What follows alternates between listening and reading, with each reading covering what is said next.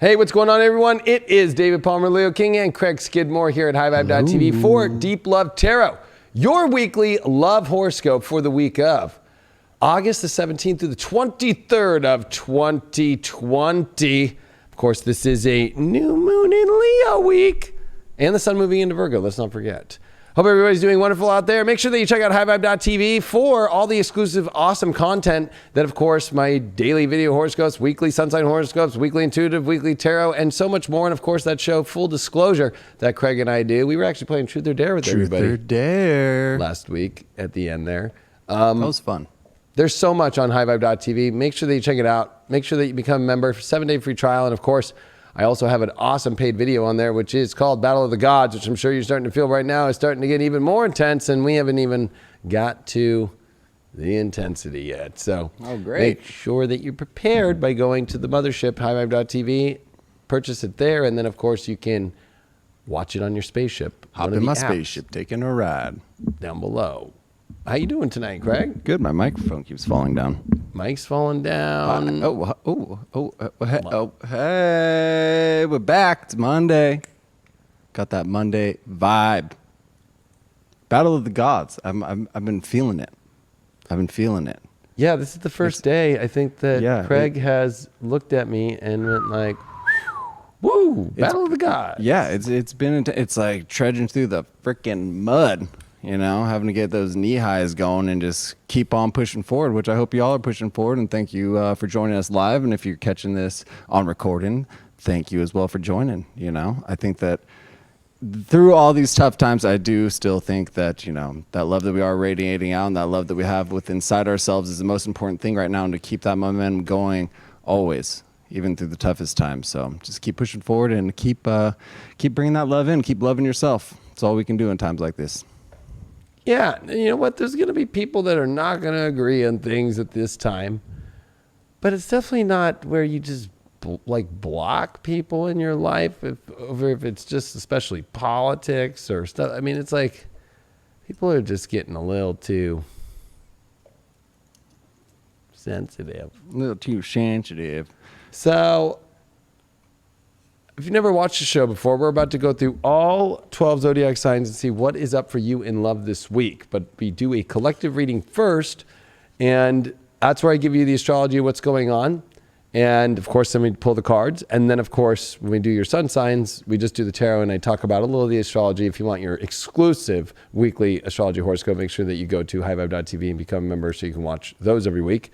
We, of course, do the cards. Of course, I talk the astrology at the beginning of the show in the collective. And then, of course, we have the High Vibe Astro Dice that come from the what? The gold cup, because I love gold. Look at that beautiful gold. Yes, look at all your beautiful shines in there. Oh, I see Pisces. I see. Ooh. Handwritten with love. Shake it up. Shake. I was just counting. We have 13 decks sitting on this table at the moment, all shuffled, all ready to go. I know. I just pulled them all out. I was like, whatever. And then I went through and I shuffled all 13. I was like, whatever.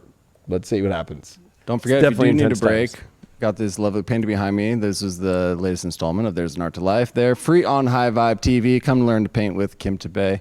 You know, it's a nice little optical illusion. You get some color changing lights, get a little funky in there. It's good. It's a vibe, baby. So yeah, check that out. There's an Art to Life, free on High Vibe. Boom. So I say we go into this collective reading. Let's just rock it right now, everyone. Rock the Casbah, baby. So here we are, week of August 17th through the 23rd of 2020, and this is on Tuesday, a new moon in Leo, which is a godsend. Let me tell you, the last two moons, remember, were in Cancer.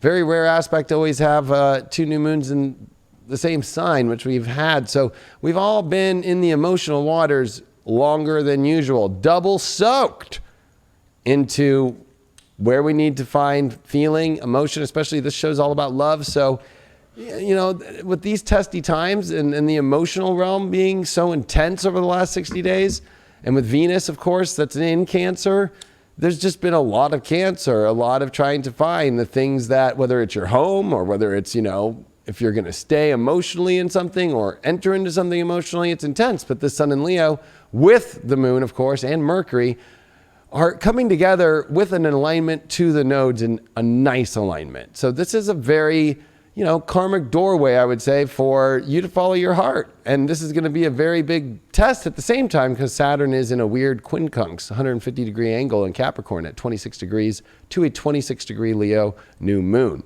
Now, there's this responsibility on whether you want to take on things in your life that you don't want emotionally, especially in the happy space, right? Like, it's like, don't put yourself through, I have to do something in order to feel happy if you're not going to feel happy. That's not going to work.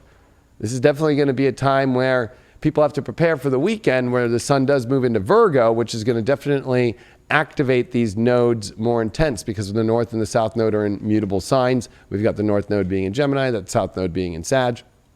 And we are going to see a sun and Mercury enter into Virgo. So Mercury will come into its home sign this weekend, but that's going to cause quite a lot of change and stirring up. And it's going to, at the same time, be when Mars finally starts to square Saturn. And we're going to see this Mars-Saturn square for a long time. We're talking months. And it's not going to be easy. Mars square Saturn is very challenging. And when they're in their home signs, Mars in Aries, Saturn in Capricorn, it's definitely trying to push through blocks and push through, sometimes in some cases, dangerous situations. If we're talking about love, maybe it's, feeling stuck in something that, isn't your pure vibration, isn't really from your heart, or, you feel like that you have to make some sort of changes in your life when it comes to, man, I should have been more prepared about what I'm doing in my life or where I'm going, because maybe I feel like I'm off track, and that's why maybe love's not going the right way, and maybe I need to re-identify with who I am.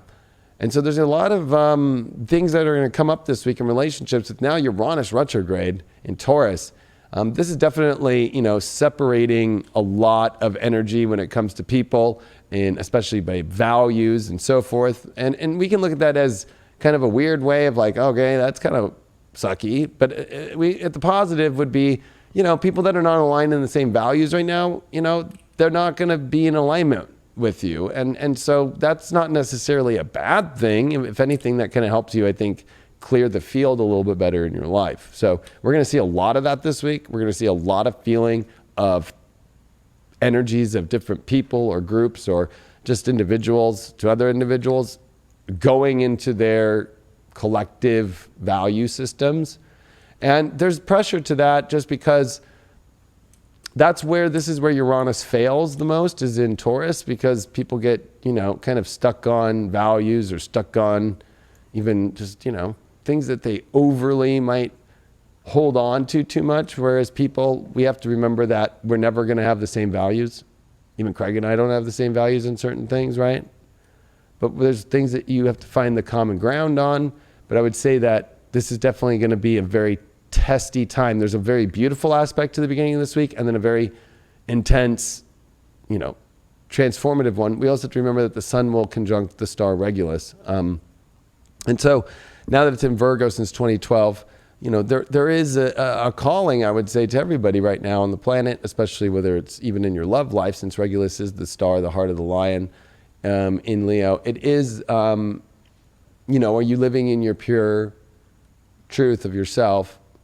And whatever that pure truth is, that you don't change that truth for other people or for other situations, especially in your romantic situations, or you're not becoming, indoctrinated into some sort of, ideology in order to try and gain some sort of ground that's impure.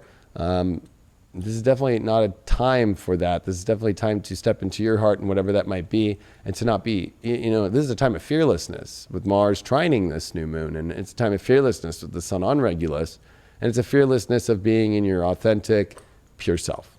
Let's see what these cards have to bring us. Remember that next week, Venus is going to start making some very hard aspects to Saturn, Pluto, Jupiter in Capricorn, as Venus here in Cancer this week is coming up towards that opposition. So that's going to be a pretty hard one. And this week we're setting our tones of preparation when it comes to the things that make us feel comfortable. There's going to be a lot of uncomfortable things, not only in our personal lives, but in the world. And so we're going to set that tone tomorrow, though, right? Yeah, spiritual dance music, of course, is going to be on this new moon here. That's going to happen tomorrow, Tuesday.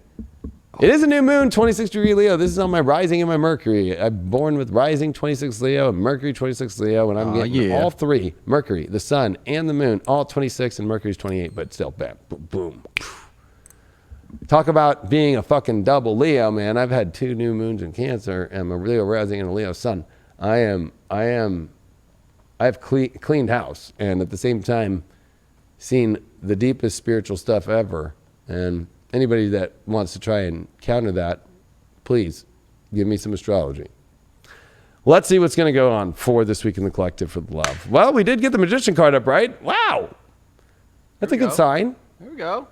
But I would say that, it is only in magic, and this isn't the magic that you think of like the Disney magic. This is the magic of understanding deeply, as above, so below, and being that conduit in between, understanding your divine energy within yourself, and only being in partnerships that really see that divine energy and also know what they're doing, right? Like, it's not going to be a good time if you're with a partnership that feels like they're not in their magic, not in their power, not in their truth, not in their ability to create or manifest the world that they want. This is definitely going to bring that stuff up, but also bring up the people that it just makes sense. It works together. It feels like all the elements come together. Our challenge this week is going to be, the lunar eclipse of emotional major changes. Lunar eclipse energy is very difficult to deal with, especially with the changes that are forced upon us emotionally. So, especially if you're holding on emotionally to some part in your life that the universe is saying it's time to light this up and make a great change about it, and you're not willing to make that change, there's going to be some problems here, and especially how's the magic going to happen if you're not willing to make the changes emotionally in your relationship life that's going to be happening. Our outcome card this week that we got is the Chariot. Wow, this is moving in new directions. This is definitely about new energy. Going in it's like over the energy and where it was at and stepping into a new place to go. So there's a lot about new energy, new places to go, places you haven't gone before, places that you haven't understood yet. And definitely there is some sort of push towards taking an action, right? We got the Magician, we got the Chariot, we got 2 major arcana here. Now, the way that we get through this, I'm going to do a little different today with the challenge card, is I'm going to reveal the shadow of the challenge. So the shadow that we got for the challenge of change is forgetting oneself. Oh, that's what I was saying. Don't sacrifice yourself as far as who you really are, and don't forget who you really are. And I think that the change issues that are going on is like, you have to change where the parts of yourself that you let go of yourself, where you tried to be maybe somebody else, or you're trying to be somebody else, or you're trying to, condone the aspects of who you are based off something that isn't who you are. It's almost like a little bit like lying to yourself. That's where the parts of ourself need to change. It's not so much about, we're a bad person and we need to change. It's more like we're a bad person in the sense that, or we're in a bad situation with love, that because we are not really who we want to be, we're not ourself. We're like letting go of that self. The way that we get through this Magician energy and what's it about? Wow, we got the Fool card. Wow, so we got 2 major arcana here together.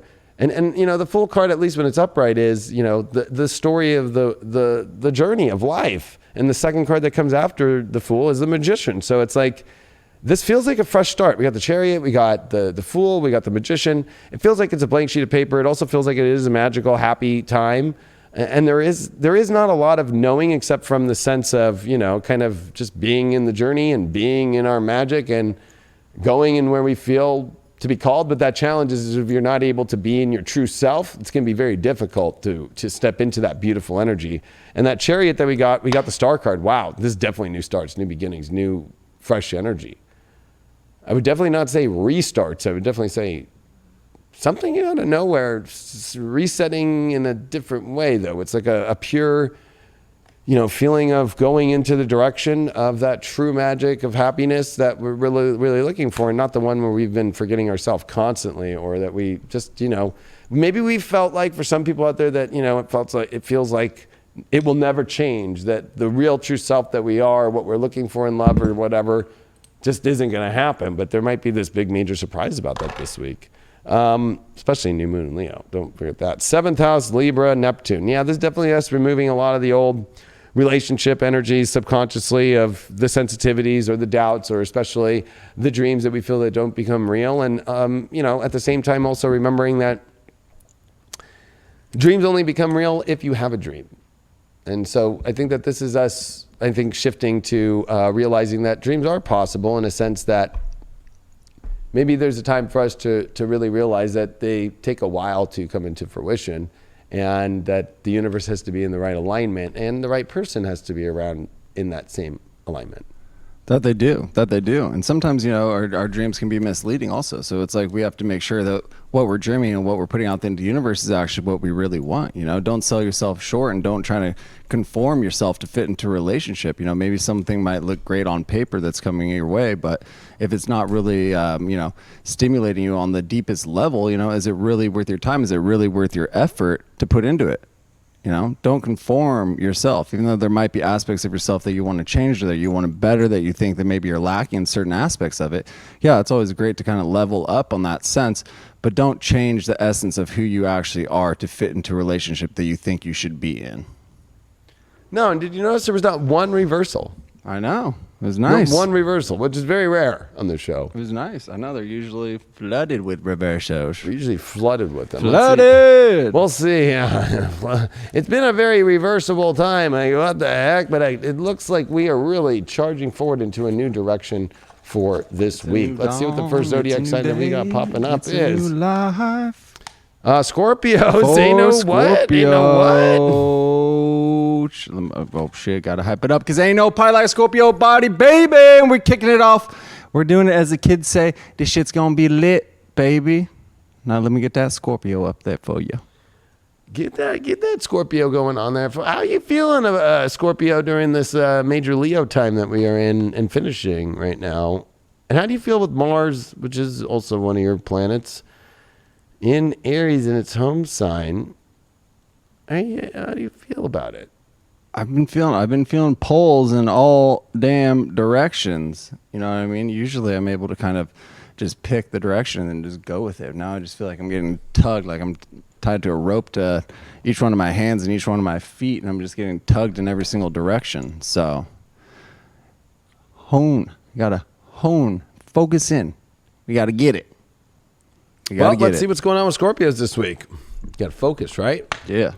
Well, you did get the Page of Pentacles upright. So there's definitely a lot of communication and offering of what to build. So relationships for Scorpios is maybe there's an offer coming your way or you're making an offer. I think there's going to be definitely a lot of communication, especially with Mercury right now, that is going to switch into Virgo, which is your house of 11th house of where the world's going, and also making decisions in Leo. I think that this is definitely like kind of serious time to see the substance and where things are going. So you don't avoid the conversations of substance that need to happen right now. If you're going to just continue to fly without the map drawn, it's definitely not good for that. But if you start drawing the map out with relationships or a relationship or what you want in your love life, you're going to see a lot of benefits from this. If you don't, well, good luck.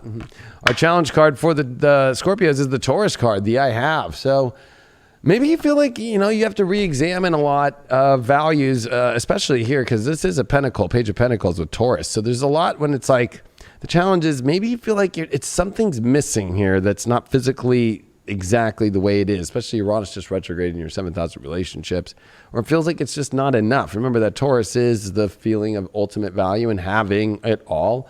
And with this being a challenge, it almost feels like there's not enough. Maybe it's because it hasn't been defined. Maybe there's some talks about some things that you're afraid to talk about.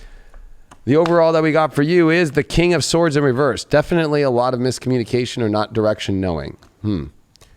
All right. So it's definitely about communication. It's about also, I would say, communication of the real truth. You are a Scorpio. So there is things that are not being fully said, or there's just, at the same time, it could just be that you're just in a misunderstanding space. Kind of feels stupid that you don't really know the empowerment of the direction of the relationship life right now. Your way to get through this is sacrifice. Sacrifice for Taurus would be, letting go of something that isn't good enough. I'm going to use an example. It's like having a pair of jeans that, they just don't do it enough, and you got to let them go in order to get new ones. Sometimes maybe you have to give them to a friend. You got to give them to Goodwill. Maybe you got to sell them on offer up or fucking, you know what I mean? Like, there's definitely like the shadow of feeling that you have to sacrifice something great to have something that isn't great maybe too. And that's a shadow. That's like not true. Your page of pentacles is the 7 of pentacles upright. Well, definitely the energy that you're putting in, is it worth the return? With it upright, if it feels like the return's worth it, definitely that's what you want to hammer and go forward with right now in your life. But if you're feeling like the return right now is like half-ass or not really, you don't even want to put that much work in, or you're not ready to, then maybe you have to realize that maybe you need to present, this is all I can offer. There's something that I'm not feeling I have fully. There's something that I'm not going to sacrifice my true needs, my true wants fully. I want to get a full return here. I'm going to be honest. For Scorpios, this would be a place that, you don't do well in the gray. And this is definitely kind of revealing a lot of grayness. Not edge, not really intense. And that's the issue. And there's not it's like you're still wrapping your head around figuring out gray when there is no such thing. You can never figure out gray as a Scorpio. That reason you got that King of Swords is the strength card. Yeah, you have to have the strength to realize if some things don't make sense, or some things logically are not strong enough for you, and they don't give you enough direction, or they don't give you the will enough to take the power of, this is what I want in my head. This is the actions I'm going to take in my mind. This is exactly, I have no questions about this. If that isn't around, then it's not something to even pay attention to anymore. There's definitely something that you have to let go of when you're not strengthfully like, yes, motherfucker, yes, I'm ready. I'm ready to see that return. I will do anything to see this return. I will do anything to see this return, especially because this looks like a great offering. But there's something with that Taurus challenge that's saying that, anything that feels like, well, I don't really know what the offering is, or I don't really know how great it'll be, or I don't know, this is the great that ain't going to work.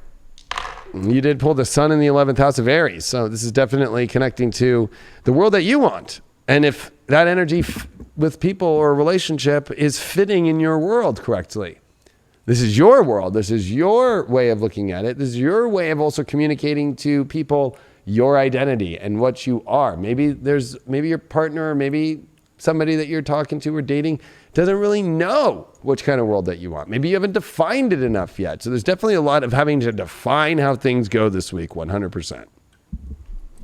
Yeah, I like how you said that it is your world, because it is, our each individual world. And yeah, we do want to have a partner that fits into that world, but how much are you willing to actually give up of who you are? That's what it comes down to. Maybe, like you said, the communication hasn't fully been there. Maybe you haven't actually been able to fully express who you are in these times, which is understandable, since you can't necessarily be yourself always during these times, and so you've kind of like have to dumb it down just a little bit, so to speak, and so maybe it is time to have those discussions about who you actually are and where you see this relationship going, and the individual that you feel that you can be for your partner, and who you want them to be in your life.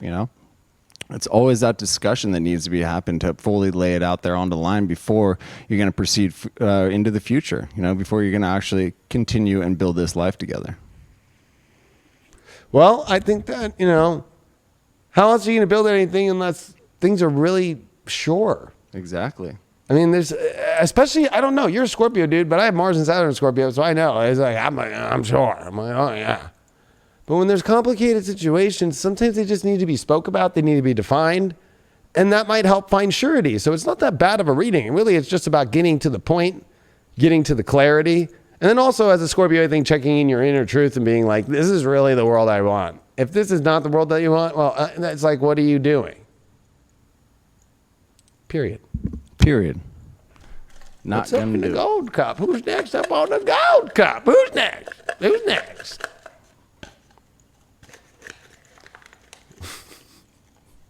I'm thinking about my Instagram lives. If you guys have been watching, I've been freaking going off. I saw a few comments saying that they really enjoyed it. Oh, that's great. Well, look at Taurus. This is going very, very different.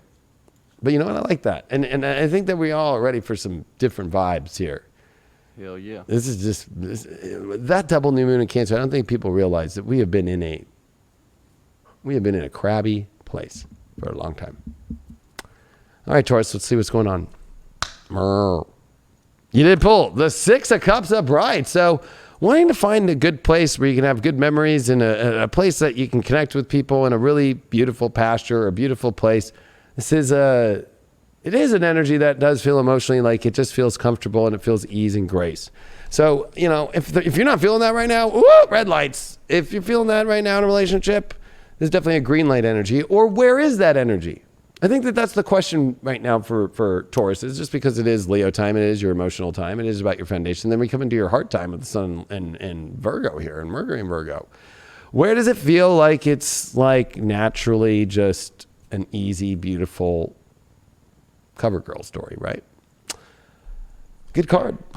You did pull the first house as your challenge, though, that I think that right now, Taurus, like this is definitely, whether you're having physical issues with your body, I'll just be honest, that comes up, especially with your Mars Retrograde, about your identity now having to be changed. And I think that a lot of this, though, is like you're having trouble defining what you really want. Like you're almost like hanging on the fence about it a little bit, because what would be the opposite of the first house would be the seventh. It would be like, you're like, should I be with this person? Should I not? Like, you're kind of all over the place here.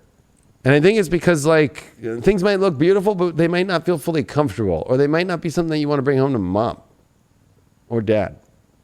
So I would say that, you know, we're going to get deeper on this, see what happens. The overall card that we did get, and it was reversed, is the Knight of Wands in reverse. Yeah, this is the problem. I don't think that you're leaping for joy for the people that you're either with right now or you're having issues right now about if you're in a partnership.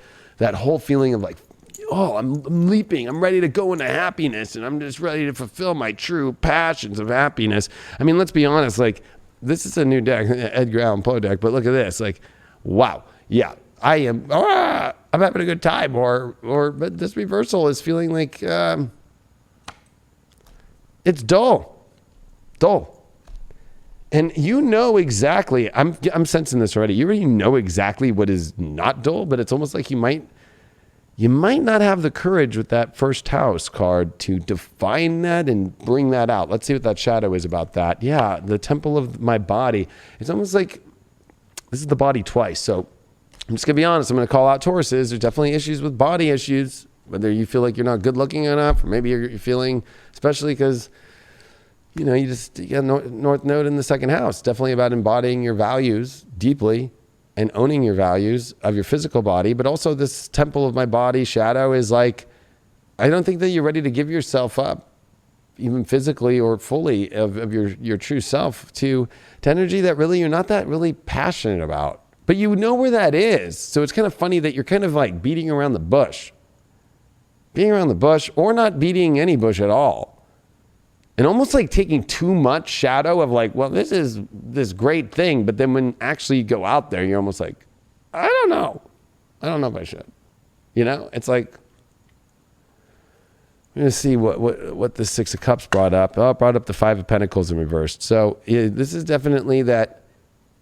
Why keep putting yourself in positions anymore that you don't want to be going through, that are not really bringing you the peace and the joy and the ease and the grace that you want to go to? It's almost like not similar values. It is a victim card. So you could be dealing with somebody who's like kind of, you're trying to save and bring a good environment to make them feel better. And that's not working. Like you're constantly I have to take care of this person. And like, you know, it's like you're cleaning their bandages for them. The Five of Pentacles is the card of the homeless person. It is the card of the person who is poor. It is the card of the person that feels victimized. But this reversal means you're not going to be anywhere in a place where you're feeling like, I feel like it's an illusion. It looks beautiful, but it really is just a really sorry individual or a really sorry victimized story here, where you're victimizing yourself completely because you're not willing to own the beautiful energy that you want at all in your life when it's like right in front of you.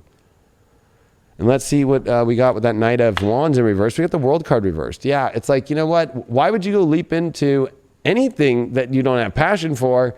And it would just be an upside down world. It would not even bring you to any place of a start or an end or anything. It's like in between worlds, and you're just kind of stuck in floating world right now. And I think a lot of that has to do with the fact that you're not ready to emotionally leap into something, maybe because you're wasting your time on energy that you really don't want to do, or you think that is bringing you some sort of security, or they're automatically accepting of you for the way that you are, but maybe it's for other reasons, not for the true reasons of the real connections that you really want to have. So Tauruses, I think that you have an amazing opportunity this week to get out of a lot of situations or stop putting yourself through this place that you really are. It's not you. It's not going to bring you to where you want to go. It's like get to where you are. It's almost like just leap towards the world you really want. Just don't feel like having the most beautiful life is not possible either, especially by you holding yourself back of what you really want and giving yourself away to energy that almost in many ways is using you, or you're just giving your energy away to energy that's not of the ultimate truth of what you want. Your Astro Dice is the first house, Mercury in Cancer. Yeah, you have to define and communicate how you really feel and what you want emotionally. So you have to take direct action and be like, hey, this is how I feel. What do you feel? Remember, as a Taurus, in order to build anything great in life, you have to actually, with Cancer's your third house, communicate like what your feelings are. Like, you know what? I don't like the way that this yard looks. Do you think that you can change it up for me? Or, hey, I don't like the way that the food's cooked. Can you bring it back and tell the chef that this tastes like low-grade dog food? Caddyshack. But so, that's the only way that Tauruses actually get anything in life. Tauruses don't want to sit around and be like, oh, I'm getting shortchanged right now.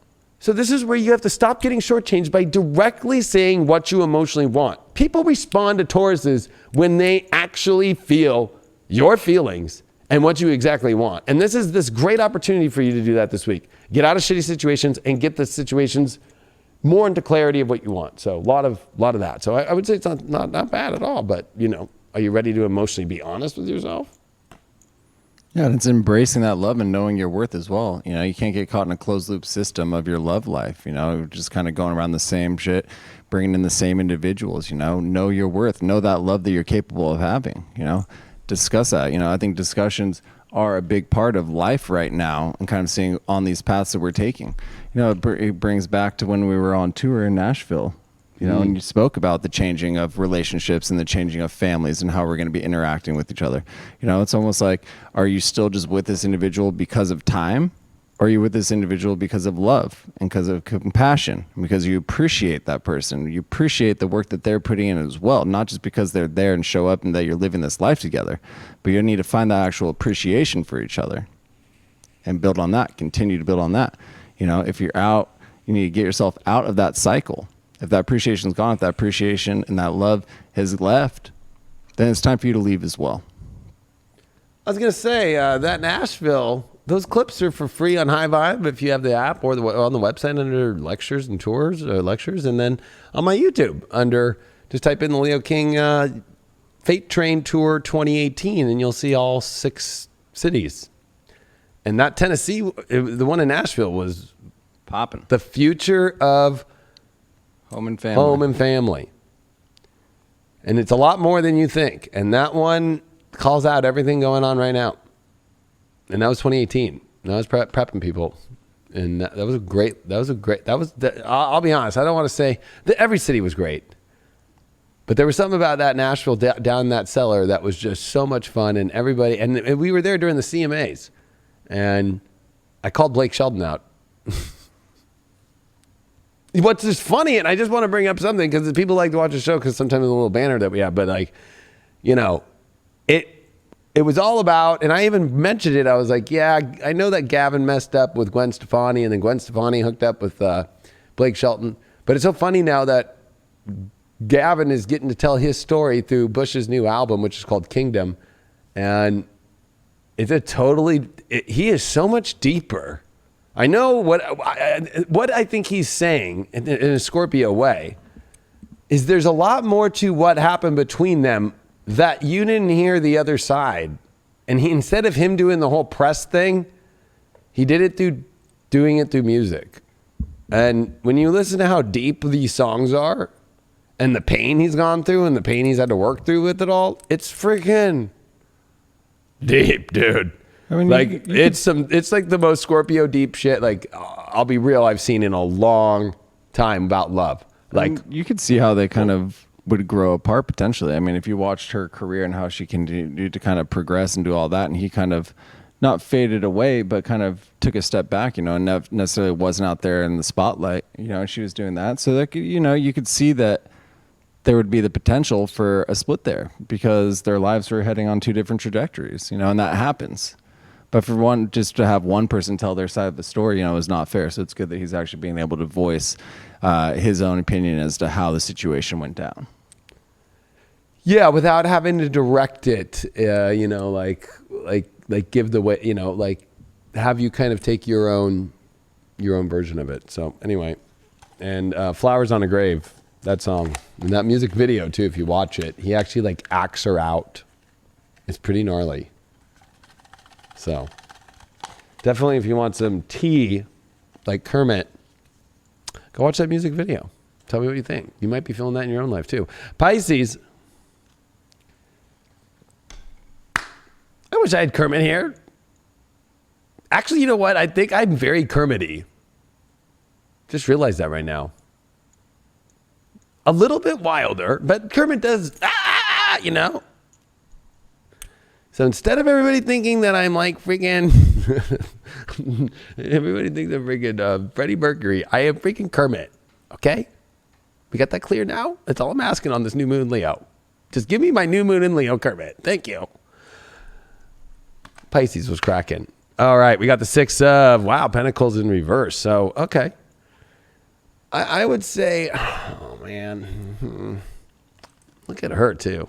She is like, wow. I think right now, Pisces, you can't continue to keep giving away energy that you don't have. Okay? Especially because this is a 6th house new moon. Like, it's like there's a lot of lost causes right now.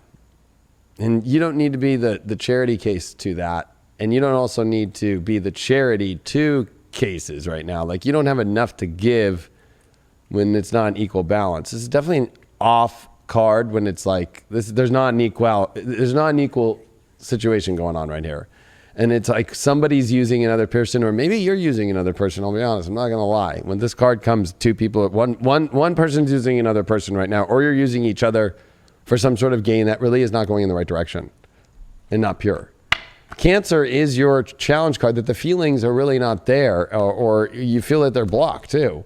But it does feel like there's just, I mean, this is not looking too hot, but I would say that this is definitely, it just feels like, two different places and not able to really hold up, as much. But we're going to get to the understanding and see why. The overall that we got here. Wow, you did pull the devil card up right. Look at this devil in this deck. Is that a cat? It is. Well, I mean, the devil overall, I mean, this definitely brings up like, one, are you in a really, have you been chained to something that actually just continues to kind of besiege yourself and bring you into your own darkness and your own shadows? The other part of this too is the lack of, for some Pisces, of feeling any edge at all or any desire. So, we're going to have to get deeper. What's the shadow to get through this Cancer? Oh, this is it. It's like, again, to be or not to be. It's like, I think that you're just like, you're in some pretty opposite than deep waters. Like, there's no more water left. Like, should I really continue to stay here? It reminds me of like being in an aquarium, and I always thought it was very weird, like emptying an aquarium with my fish when I was a kid, and then getting them real low, and it was a lot easier to pick them up. But like, it's almost like this is what's happening right now. The aquarium's going like this emotionally, and should I stay here or not, or should I?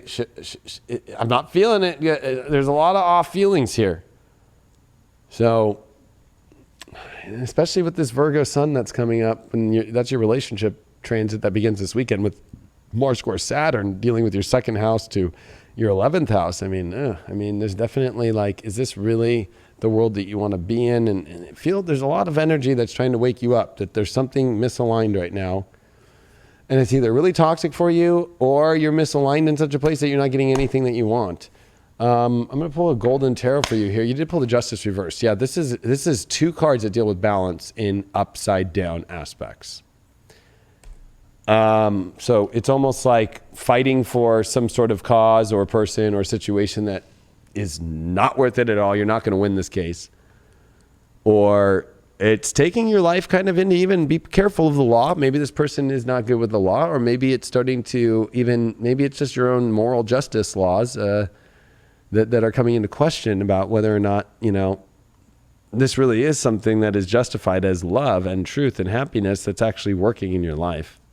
Could be a little bit of a shocker this week, looks like, for Pisces. We'll see this overall with the Devil card, which you got the Hierophant reversed. Uh-oh.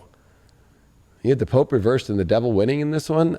Definitely pay attention. It's almost like, I think there's a little bit of denial about a situation this week that you are really feeling that there's already a lot of off energy. It's already unkiltered and tilted in the wrong, like not even tilted. It's not even on the scales anymore. So there's really no balance here. And with the Hierophant reversed, it's like there is nothing to deal with these kind of harsher, toxic situations with, because you almost have kind of put your, I'm just going to say it, you have put your kind of conscience away here for a second of positive or loving or good energy, and are willing to take the bait or have continued to take the bait and have not stepped forward at all back into your divine truth. And also listening to what the higher up of the universe is saying. I am going to pull one more card, because this is not, I'll be real, this is not the hottest reading I would say I've seen in a long time. Can we get to Ganesh? We should do, when was the last time Ganesha came out? There's been many moons. Okay, no, this was the only one. I'll be honest. I know I said we had 13 decks and I shuffled them all. The only one that I didn't was Ganesh. I pulled that one out specifically. I wanted a Ganesh. People think like, oh, does this show rigged? No, we try to prove how this show is not rigged by the way that we even pull, random bingo style sun signs. And everything beforehand. It's actually a process. But to do the show with as many decks as we have, and not just sitting and watching me shuffle the whole time, what is your way through this week? What do you really need to hear, Pisces? Because this is a little gut wrenching, I feel. Drive. Well, are you driving your life in the right direction? Ganesha is the door to many, or opens all the doors that you need to open. So are you opening the doors to driving your life, or are you putting your drive, especially because I'll be honest, this overall here, especially with the Hierophant reversed, and how funny that it's a cat that's, oh wow, look at the Icarus deck here. I love it. It's a feline that is dressed in the Pope that is connected. And actually look at how he's holding the rat. And it's reversed, but look at that cat on top of the Devil. And this is your question of where you're driving. Are you really driving into like this facade that something is godly when really behind it you know the truth? Or are you driving yourself where you're ready to drive out of these negative and toxic situations and bring back the divine happiness and connection to spirit in a way that you have to have some sort of responsibility now, because the Hierophant requires the responsibility to show up for spirit and embed yourself in it, not just show up for church once in a while and say that you're a churchgoer. You know what I mean? Or show up to a relationship that's toxic and be like, no, once in a while it's good, but yeah. You did pull Venus and Taurus in the third house. Wow, yeah, this is having conversations about the true values, and you in your mind also having to look at the facts and be like, is this really, really worthy and valuable and beautiful or not? And I know that this one is gonna definitely throw Pisces for a loop, because there's definitely gonna have to be conversations of checking the environment to see if it really is as beautiful as it is. This is definitely taking stock on, am I really overly valuing something that logically makes no more sense? And the only way that you can do that is make an assessment. It's almost like having an audit done, right? Like there's an audit that has to be done here on your values and your relationship. And this also is your this has to deal with your third house anyway, Taurus. So audit time. It's like driving down the highway, being like a passenger in a vehicle, and we have these bright lights in front of us, and the driver's saying, "Oh no, it's all good. No, we're just going towards the light. That's good. That's good. It's angelic right in front of us, but in all reality, it's a big rig, and we're driving on the wrong side of the road. But we're a passenger, and so we don't have the power to get out. But in all reality, you do have the power. You do have that power to change. But once you realize that you're in the wrong situation, once you realize that things might not be all right, then you can discuss that and say, hey, no, maybe we need to get on the right side of this track. Maybe we need to change this up a bit. But through that communication, that's the only way that you're going to have this change. Through that communication is the only way that you're going to be able to evolve and continue with this life and continue to live. Because with that, you're just going to go into a headlight and get smashed head on. Yeah, it's kind of interesting. It reminds me, hey, you said that with the truck. It almost reminds me a little bit of Fear and Loathing in Las Vegas, like a little Cadillac fucking drive here. Right. And it looks like everything's great. And then you get into the casino at the bar and everybody starts turning into freaking reptilians, And then you thought it was all okay. And then you even drove out of the town. And then you come back and now there's a weird little girl in the room. That's, and then it goes to even crazier. You know what I mean? Like, it's like, ooh. Great movie, but not one to live one in. No. It's time for that 1K collective love we're reading. At the 1K collective. Yeah. We made it. I was actually like, are we going to make it? I don't know. I was thinking the same thing. It is late. I'll be honest, but it's hotter than Hades up in here. I know, I'm sweating back over here. Like it's we've been in the triple digits here in SoCal. And it's hot. Trying to record this in the studio under the lights. The humidity. Ugh. And it's humid. And that's not normal for here. We're not, like, put it this way, like, feels like Florida. And Craig and I are not Floridian, Californian. So, we like the dry heat. The left coast, the best coast. This is where you are going to take somebody in your mind that you are either dating, it's your partner, you're talking to, maybe on a dating app, or whatever, but you have to be engaged with this person in some sort of way. You can't be like putting out there to people that you're dreaming about that you never talk to. And you can't move it on anybody else. You got to keep it on this person. So if it feels like, oh gosh, you know what? Like this is exactly what actually feels like for this person. No, you get it just for this one person. And imagine that person, whether it's up on a picture frame or a wall, so you know that picture of what's going on and what it really is.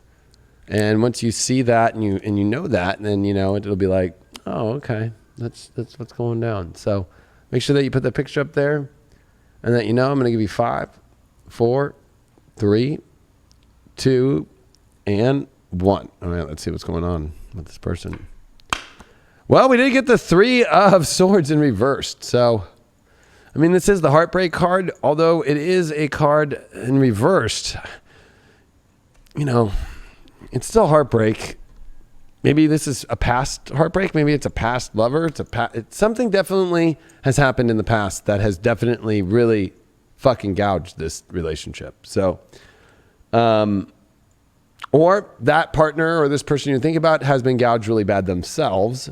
Maybe not from you or maybe from somebody else, but don't start believing that when you this is definitely like you need to make sure and check yourself before you wreck yourself, that there hasn't been some gouging here and some really hard heartbreak. But it is in the past, so there is a question of like, maybe can you move forward with this or not? Maybe there's already been an issue that has come down quick that almost felt like it cut the heart out of the situation quick. That happens. Even in dating within a week, you can just already be like, whoa, I don't know if this is going to work. You know what I mean? Or you're in a long-term relationship where maybe this can also be sometimes stalling the heartbreak and not wanting to see that truth and not wanting to go through it. But that's even more heartbreaking than the heartbreak, because then you just stay in like this kind of Hannibal Lecter state. I don't know why I'm saying that, but it's like, it reminds me of when Hannibal Lecter helps out Charisse find the leather face killer or whatever. The guy is like, like how he kept the people down there and shit. It's like, yeah. It feels very weird installed. And the challenge here is Venus love. Okay. There's a lot. This is definitely a very challenging relationship. Definitely like The challenge is finding that happiness. This is the heartbreak card with Venus and the love card. Oh. The overall that we got on this, well, we did get the 10 of Cups. So I think overall it's like, there's definitely a lot of hardship that has come. And sometimes it is the storms that do bring the rainbows of life. We are going to get a little bit deeper to this, but wow, what a weird reading already. Well, the queen of your world, of my world, that's what it says though. It's like, I think that this is the shadow. It's like either you, or I would say that you and this person or this person, but I would say it's I'm feeling this as a dual thing. Both of you have your way that you want your lives to be. And so there's conflict and clash here with love of togetherness. It's almost like I feel separation and then trying to come together is hard. I feel a together that's been ripped apart and never can it be repaired again. When we got the Fool card here with the Three of Swords, we all do stupid things in life. It is a journey. It is the Fool's journey. It is feeling like maybe this is subconscious, or maybe even, the Fool card does deal with people who are drunk or stuff like that. But it definitely cut both people, or it cut you, or it cut them. But there's definitely, I'm feeling a together cutness. Like there's a lot of cut energy that really came from a foolish place, an immature place, a place with not a lot of growth. And I think that this is the challenge of like, can you get through this growth to a great place? Because it looks like the overall card is that's possible. But we're going to find out right now. Greed, money. So I would say that,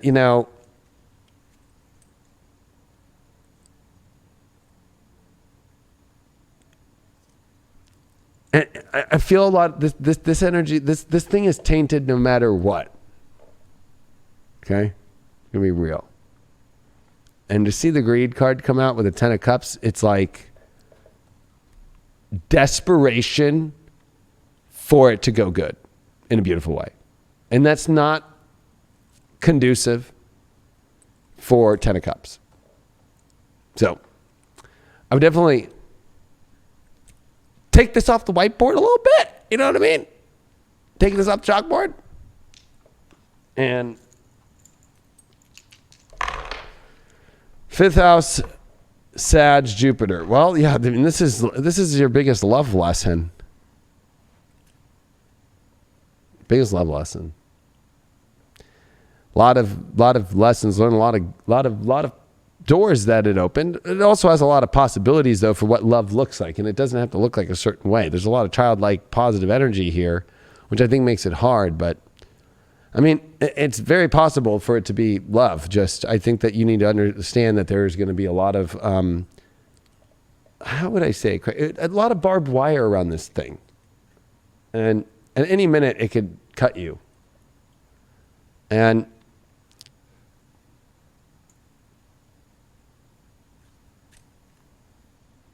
I don't know. I feel that this is definitely a hard one.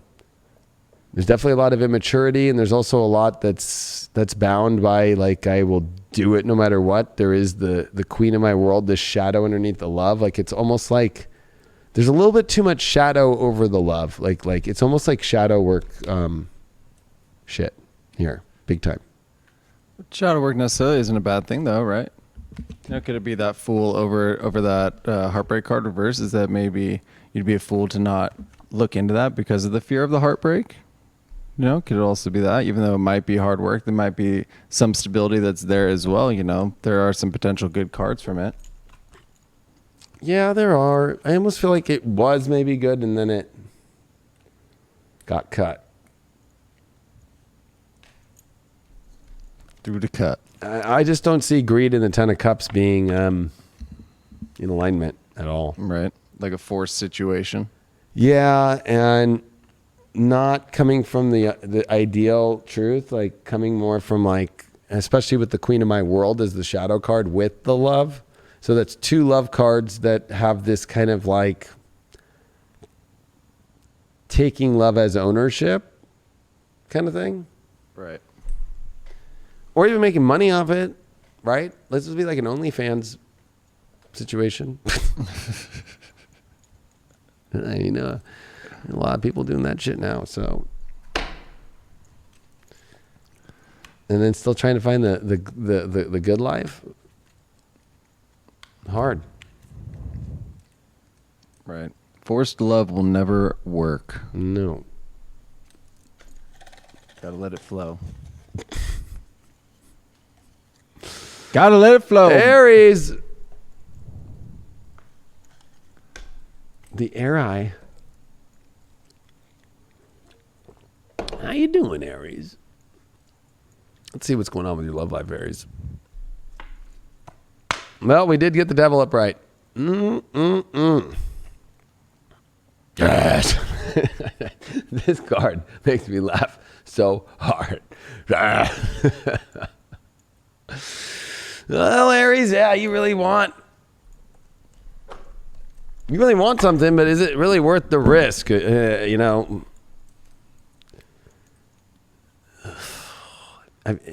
there's obsession here, especially with Mars now squaring Saturn in your chart. Like, are you really sure that you want to deal with the devil? Mars is in your sign and it's squaring Saturn, which rules the devil in its home sign of Capricorn. So, are you going to push for something that really is the devil, that is really, like, sure, it might meet some of the needs that you want, but it's not got the best energy behind it?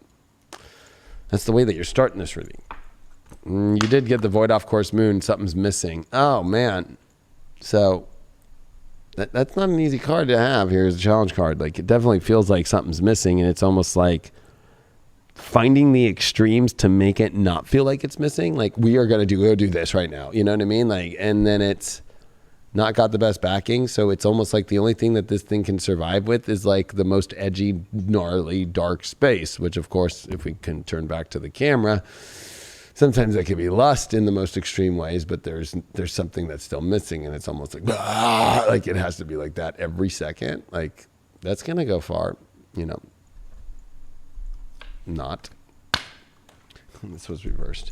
We did pull that Knight of Pentacles in reversed. Definitely, this is definitely being stuck and not moving forward on the journey. It's almost like trying to figure out how to make this work, and something's missing, and there's no value. And it also is like your journey is stopping for trying to figure this out. If you're single and there's nothing going on, it's like, well, you definitely want to enter into things or want to go towards places, but you've stopped the journey. And maybe it's like, you know, now you're starting to enter in kind of some of your shadow spots, and in order to fill that space. And that's not the best way to do things. The way that you get through this void off course moon missing is it's already the issue is that you're already stuck in a cage, right? The bride in a cage. You're already not, you know, you're already not in the right emotional space. So you're not going to be able to fill that space up. It's already locked up. There's already just like a lot of energy that's off and missing. And no matter what you try to do to try and fill that up, no matter even with the devil, won't be able to fix that thing. And the Ten of Swords reversed, it's like you're not wanting to let go, right? Ten of Swords reversed is definitely, I would feel like, you know, you're forced to learn the lessons that you're doing the same repetitive pattern, or the same kind of person, or the same person itself that you just keep going back to, you can't let go of. Or you're really not even paying attention at all to like understand these routines and patterns that keep getting you into these positions. Could be with this one person that you're dealing with, or it could be definitely, you're also dealing with somebody who just, wow, you're gonna continue to take on this person's darkness constantly, and there's never gonna be a stop to it, never gonna be an end. Why is your journey stopped here? Or the Chariot, you're not moving forward into new directions. I think that you're trying to move forward with this thing, but there's too much that's stopping this thing from having you go on the journey with it. You definitely don't want to take this on your journey with you. And I think that this is calling for you to really find something that has that passion that you want, but also doesn't have something that feels really missing and feels like you almost, you know what, controlled, right? Bride in a cage with that missing. You're willing to almost give away your freedom and be controlled, or or something, when the chariot needs to go forward in a whole new direction and listen to the universe and go in a different, go. This is not something that you can solve, especially with Mars square Saturn right now. 12th house, Libra, Saturn. Wow, this is definitely a relationship karmic situation that needs to be purged and removed, and learn from the spiritual stuff that has been gotten in the way of the balance and order and the truth that you need to do. And also you restricting yourself from the true spiritual path because you have troubles with making decisions about letting go of the beautiful path that you thought was beautiful, but really it's not. Yeah, it's continuing to bring past issues with you, carrying them along with you instead of working through them in a healthy manner so that you can actually have a healthy relationship. You know, if you're bringing in skeletons in your closet, so to speak, into new relationships without actually addressing these issues, then what's to think that you're going to have a healthy relationship? You know, if that last one didn't work because of X, Y, and Z, but yet you're still living in those traumatic issues of X, Y, Z, you're just going to continue bringing those over. They're just going to roll right on over into this new relationship. So it is about letting go. It is about working through those traumas. It is about knowing the betterment of yourself and knowing the power within you and that you are capable of working through it so that you can have a healthy relationship. You know, it's there, but if you still live in those traumatic events of your past, you're just going to continue to live in that bullshit day after day, relationship after relationship. If you're not facing it, you got to face the funk. You got to play that music. You got to get sexy with it. Yeah, and I like how you bring up, like, I feel like it's like the devil card to me feels like bait, right? Like it's like, and especially like keep doing the same thing over. It's like you keep getting baited into the same fucking thing. And it's like, are you really going to just do that again? Like, you know what I mean? It's like, really? Again? Yeah. Are you lying to yourself, you know, and saying that you've worked through it, saying that everything's all good when you haven't? Sending a lot of positive energy that way to Aries. Always positive. Because honestly, I think that when you just get out of that, then the ultimate things show up for you. Especially at your love transit right now. Virgos. Virgos. Come on down. Come on down. We're at the start line right now. We've got all the awesome. We got the Dysons here. We've got the Sharks here. We've got the old Hoovers. And we have got the vacuum finals of 2020 at the start line. Virgos, are you ready for your love report in 5, 4, 3, 2, 1. Hold up, false start. I have a shark vacuum. I have a shark too. Its name is Groove. It's a robot because I do robot things. I was going to say, we have a problem with the Hoover vac. It still has a bag leak, and we need to make sure the bag works. Make sure, turn your vacuums back around. All right. Card that we got to start off with is the Emperor reversed. Okay, Virgo.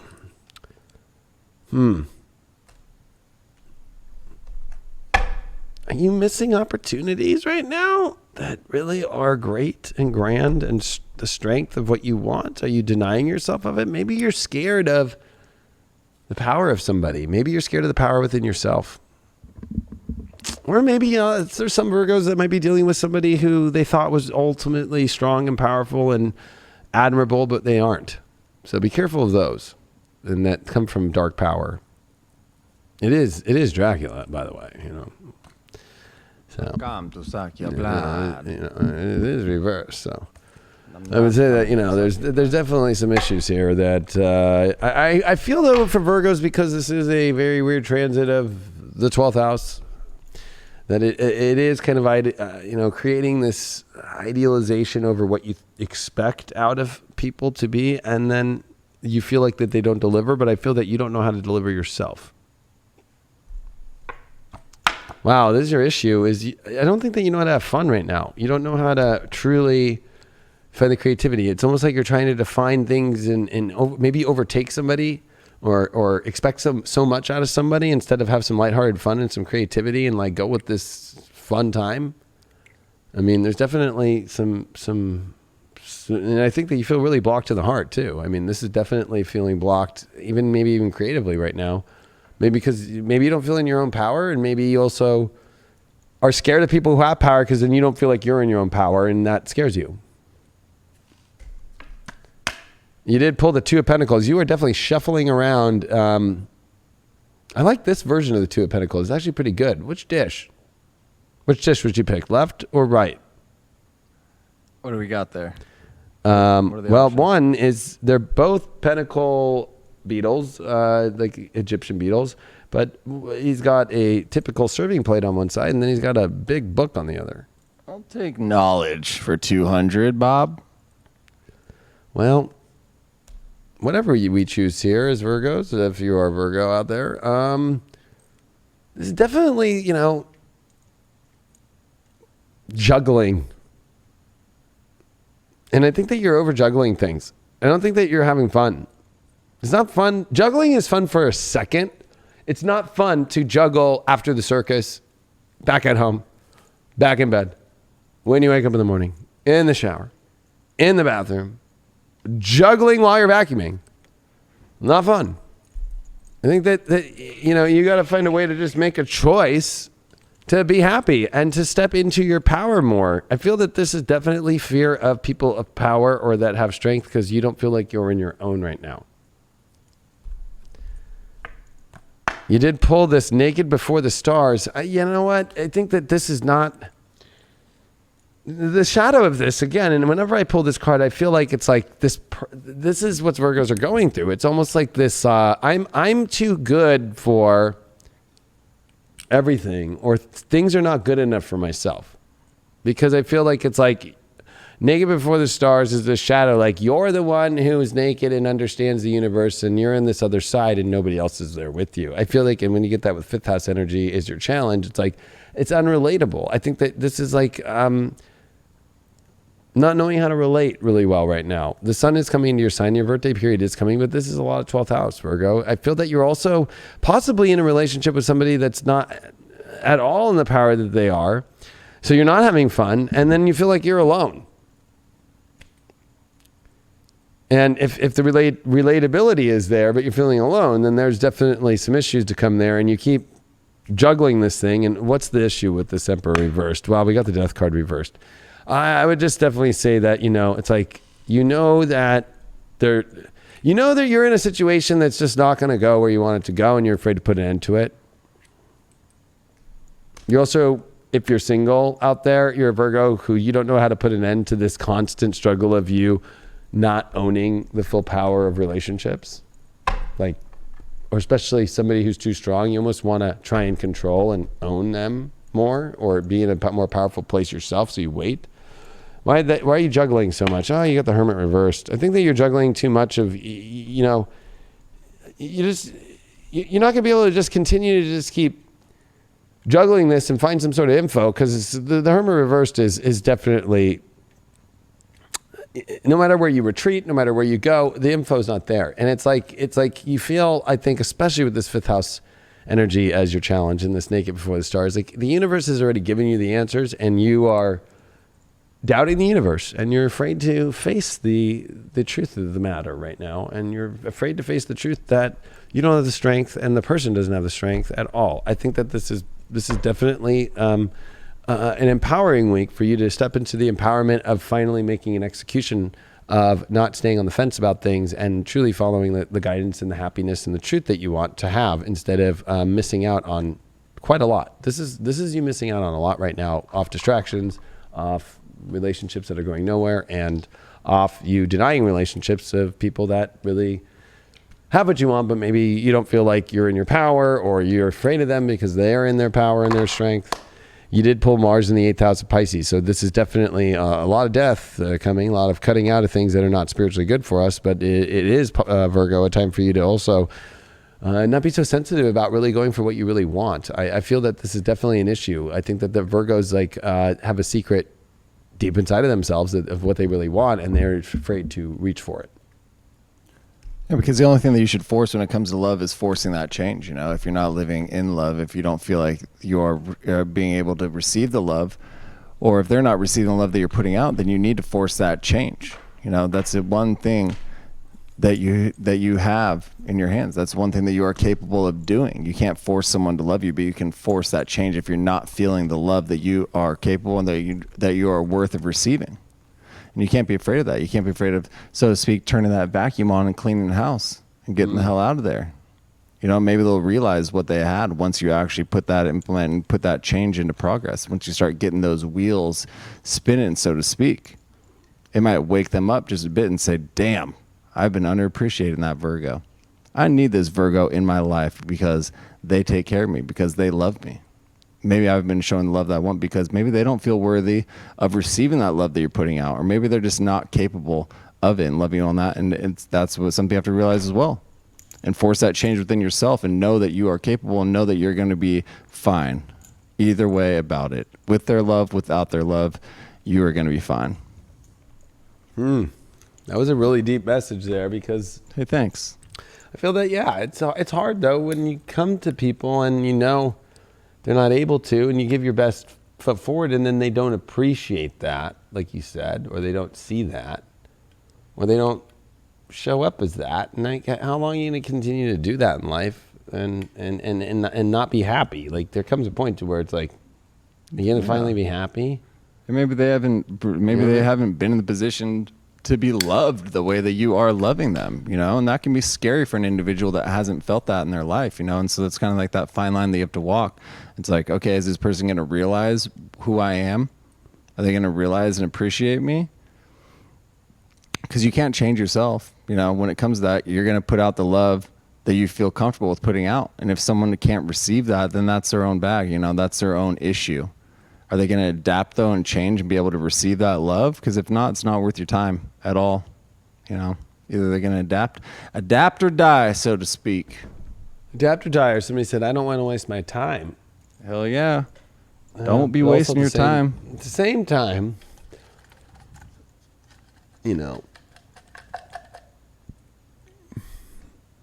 Virgos like to say things like, I don't want to waste my time, but they'll vacuum the carpet 4 times over. That's wasting time. What's ENFP or INFP? Libras are next. Like, it's from, if you're more of an intro. Oh, okay. Or if you're an extrovert, right? Someone just said Craig, ENFP. That's the Myers-Briggs. INFP. What would I be, an ENFP or an INFP? You would have to take the test. Oh, I don't like those. I had to take it for True Beauty. I forgot what I was. I know I'm like an EN something. I know I'm an extrovert. But I'm also quite the introvert, so it's very odd. But definitely I play the extrovert more than the introvert. Libras, let's see what's going on right now for you. We did get wow, this is the King of Wands reversed. So I feel like you don't know where you're going right now with love at all. You know, it always feels like the love idiot at the moment. Whenever that King of Wands shows up and it knows exactly where it's going, I feel like you don't know where you're going with love, or you feel like you're blindly kind of going or you're not going into love situations at all because you don't know where you're going. And I think that's the issue. And even if you're in a relationship, you might feel like you're really at wow, I wasn't prepared for this kind of thing. Am I stupid? It definitely can come up this week. The Libra card is your challenge of balance. And Libra itself, I would say that I think that you're just having a challenging time even defining the love in relationships right now. And you know, maybe part of it is not taking the wand, right? Like, I mean, I like in this deck with the King of Wands, they call him the Lord of Wands, but he knows where he's going, right? He knows what he wants and leaping towards it. And I feel like Libras are really not doing that. And that's the issue. And that you're not going to get relationships that are good by not taking the leap of faith. It's like holding back or distracting or trying to find love in other places. That really is not going to bring you the love that you really want. It's definitely a big love time for you. Remember, this sun comes into Virgo, your 12th house. Like, you don't want to be stuck right now and missing out or in situations that are not that great. Wow, you did pull this 3 of Wands in reverse. So the overall is that you don't know which world that you're going in. You're like look at this. This is a pretty cool card. This is literally like a whirlpool. And it's reverse. And I feel that you're in a whirlpool that you don't understand where to go. Where is your happiness at? When it's like almost like right underneath you or it's right in front of you kind of energy. But it also could be like what's in front of you is a bottomless pit of craziness, and you are still trying to lead into it.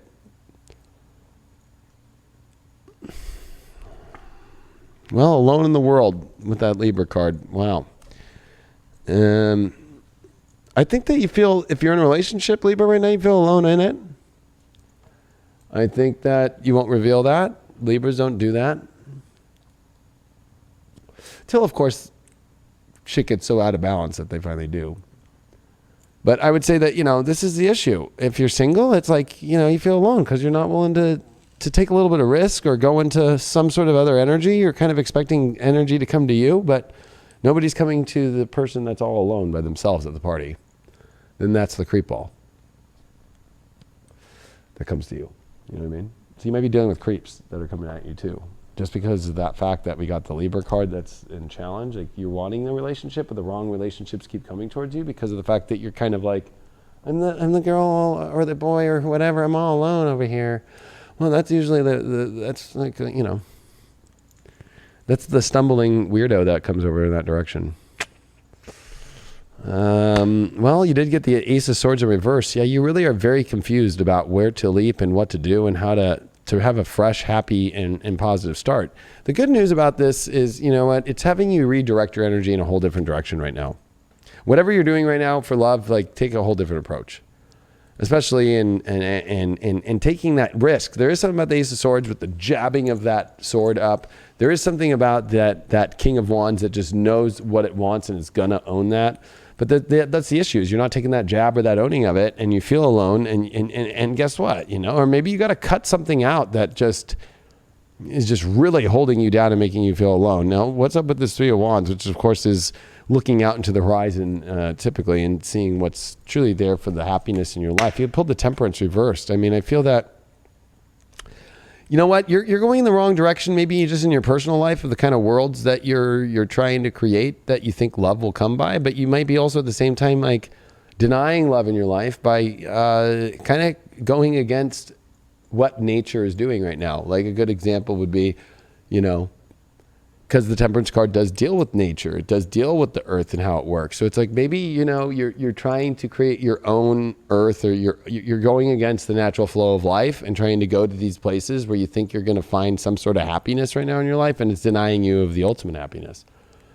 So it's like, I think that this is going to be a very, very, very, very good week for those Libras that totally listen to, maybe I should really see. It reminds me of The Alchemist, the book. Like, the treasure is truly with underneath you. It is not where you need to continue to go seek and not own the treasure that you know that you have, and you're not alone.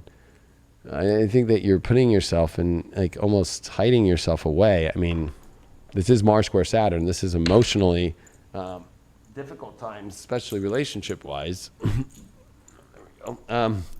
And I would say at the same token with this new moon in Leo, you want to be social and so forth. And then you're kind of moving into a very unsocial time this weekend with Mars square Saturn. And I would just say that, like, you need to go surround yourself with the ultimate true happiness that you must find, but it's going to be a risk that you have to take, of not a risk that goes against the natural order of the world, that the signs say don't go into a whirlpool. But, there's a part of you almost wanting to go into the whirlpool to spice up your life. I feel there's a lot of aloneness going deep inside of Libras right now in all directions, whatever they're in or not. And that the direction that you think will fulfill you is not the one that you've had on the script for this week. There's a different script to write. Oh man.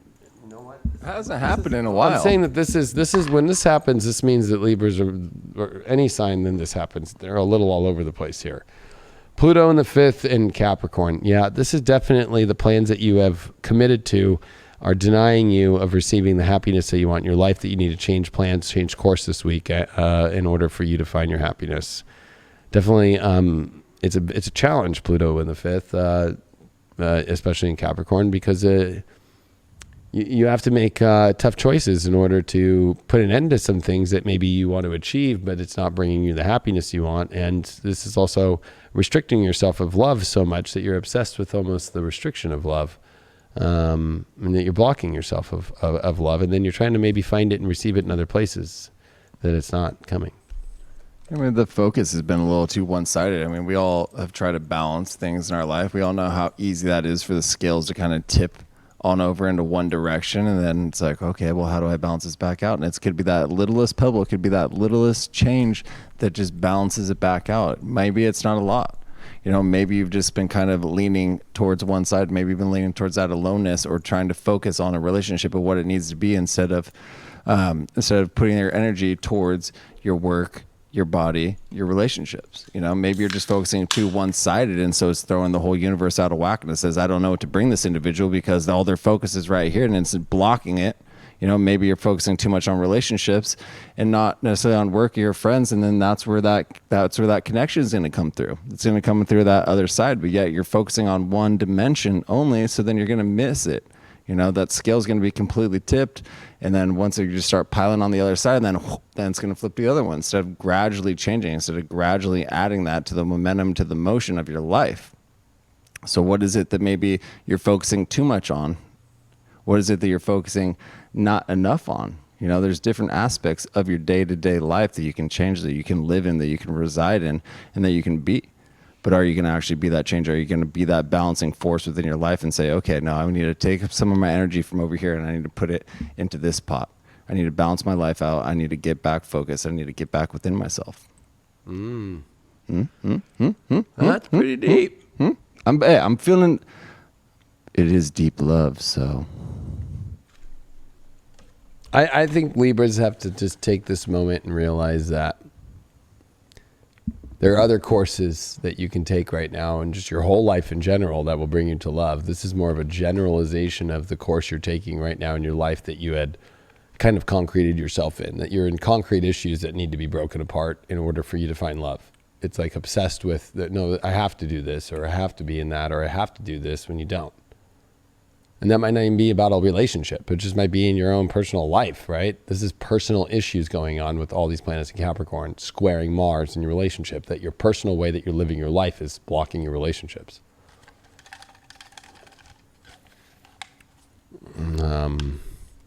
Sag. Saggy-waggies.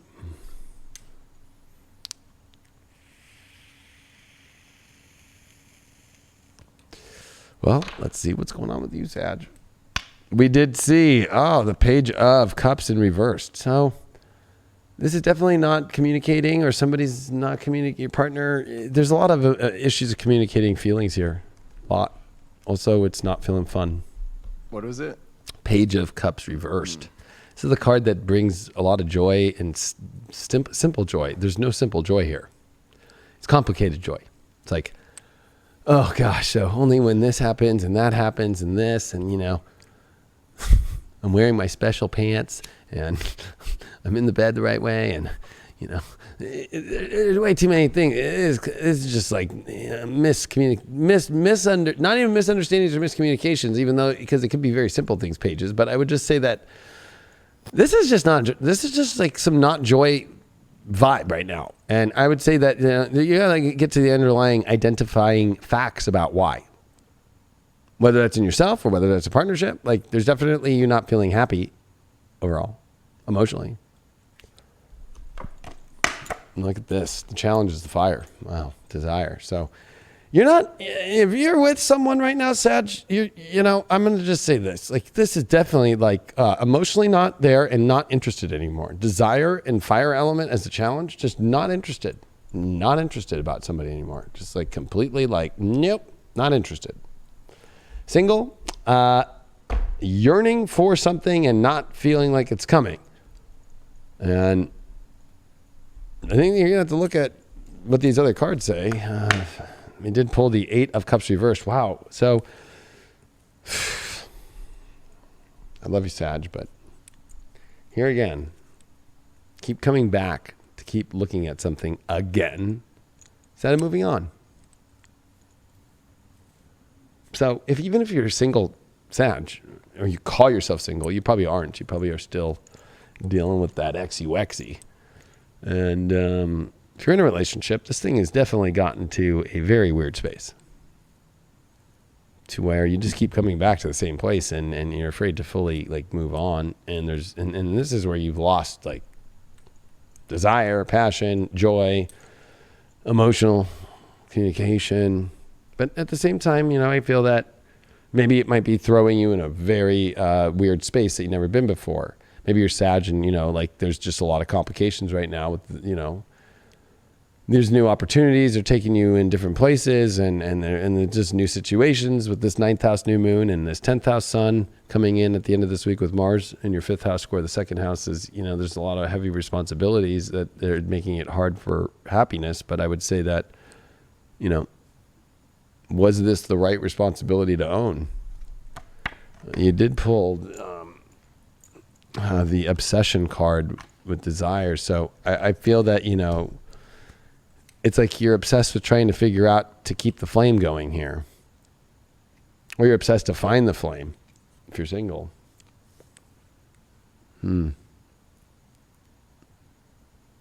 But you're almost becoming obsessed with having to continue to light the flint. It's like having a lighter that's out and just continue to just keep. I know that I'll be able to light the smoke, like, and there's no more fuel in it, like there's no more lighter fluid in it. That's what this feels like. Got the Empress card reversed. It's definitely not treating yourself to the abundance of the feminine energy and the joy and the having of the beautiful love that you really can have by continuing to be in situations that don't bring you that true joy, that don't bring an ounce of communicating in that right way. It almost feels like, you're stuck when you're really not. You're choosing to be stuck.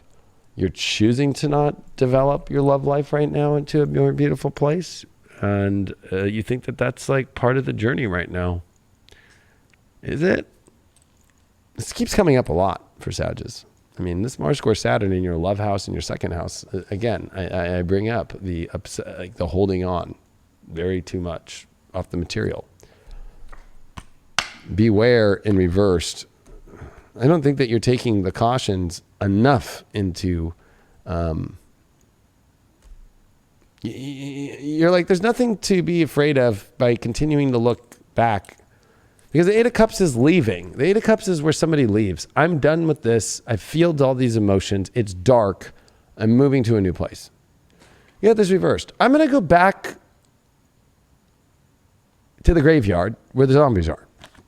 And this beware reversed is like, you're not paying attention to any of the warning signs at all of that, or you don't think that there's anything to be cautious about when really there is.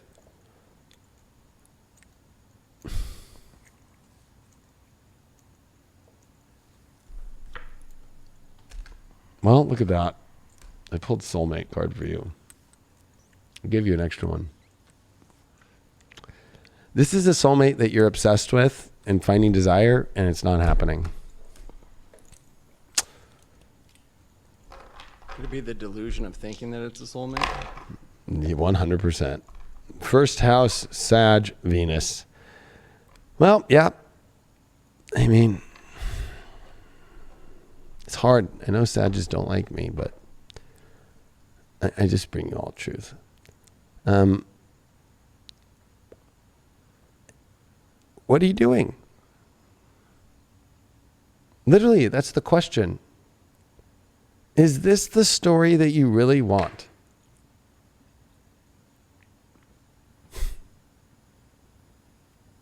It's time to create the story you want and see if it really reflects what you're dealing with right now.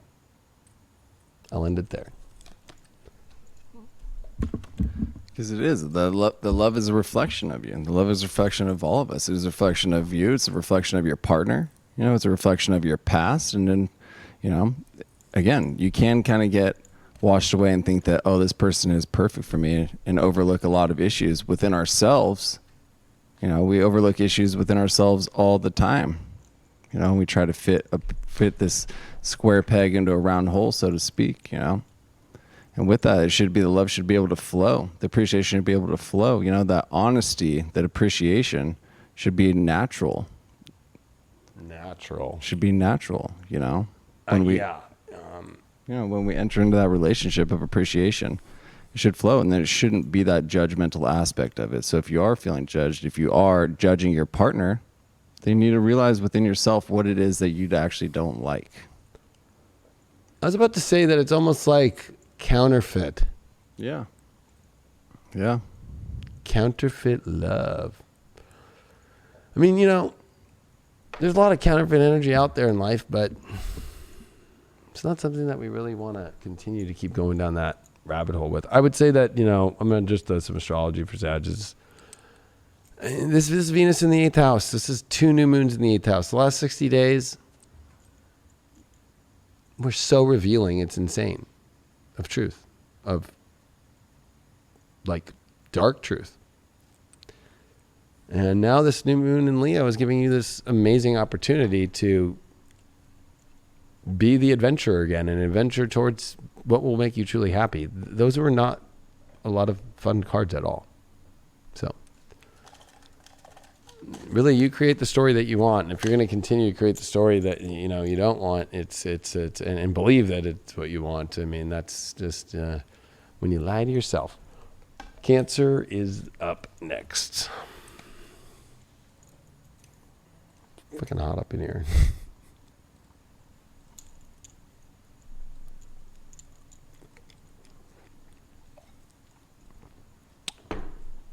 Alrighty, Cancers. Let's see what's cracking for the Cancers. You did pull the star card. Mm-hmm.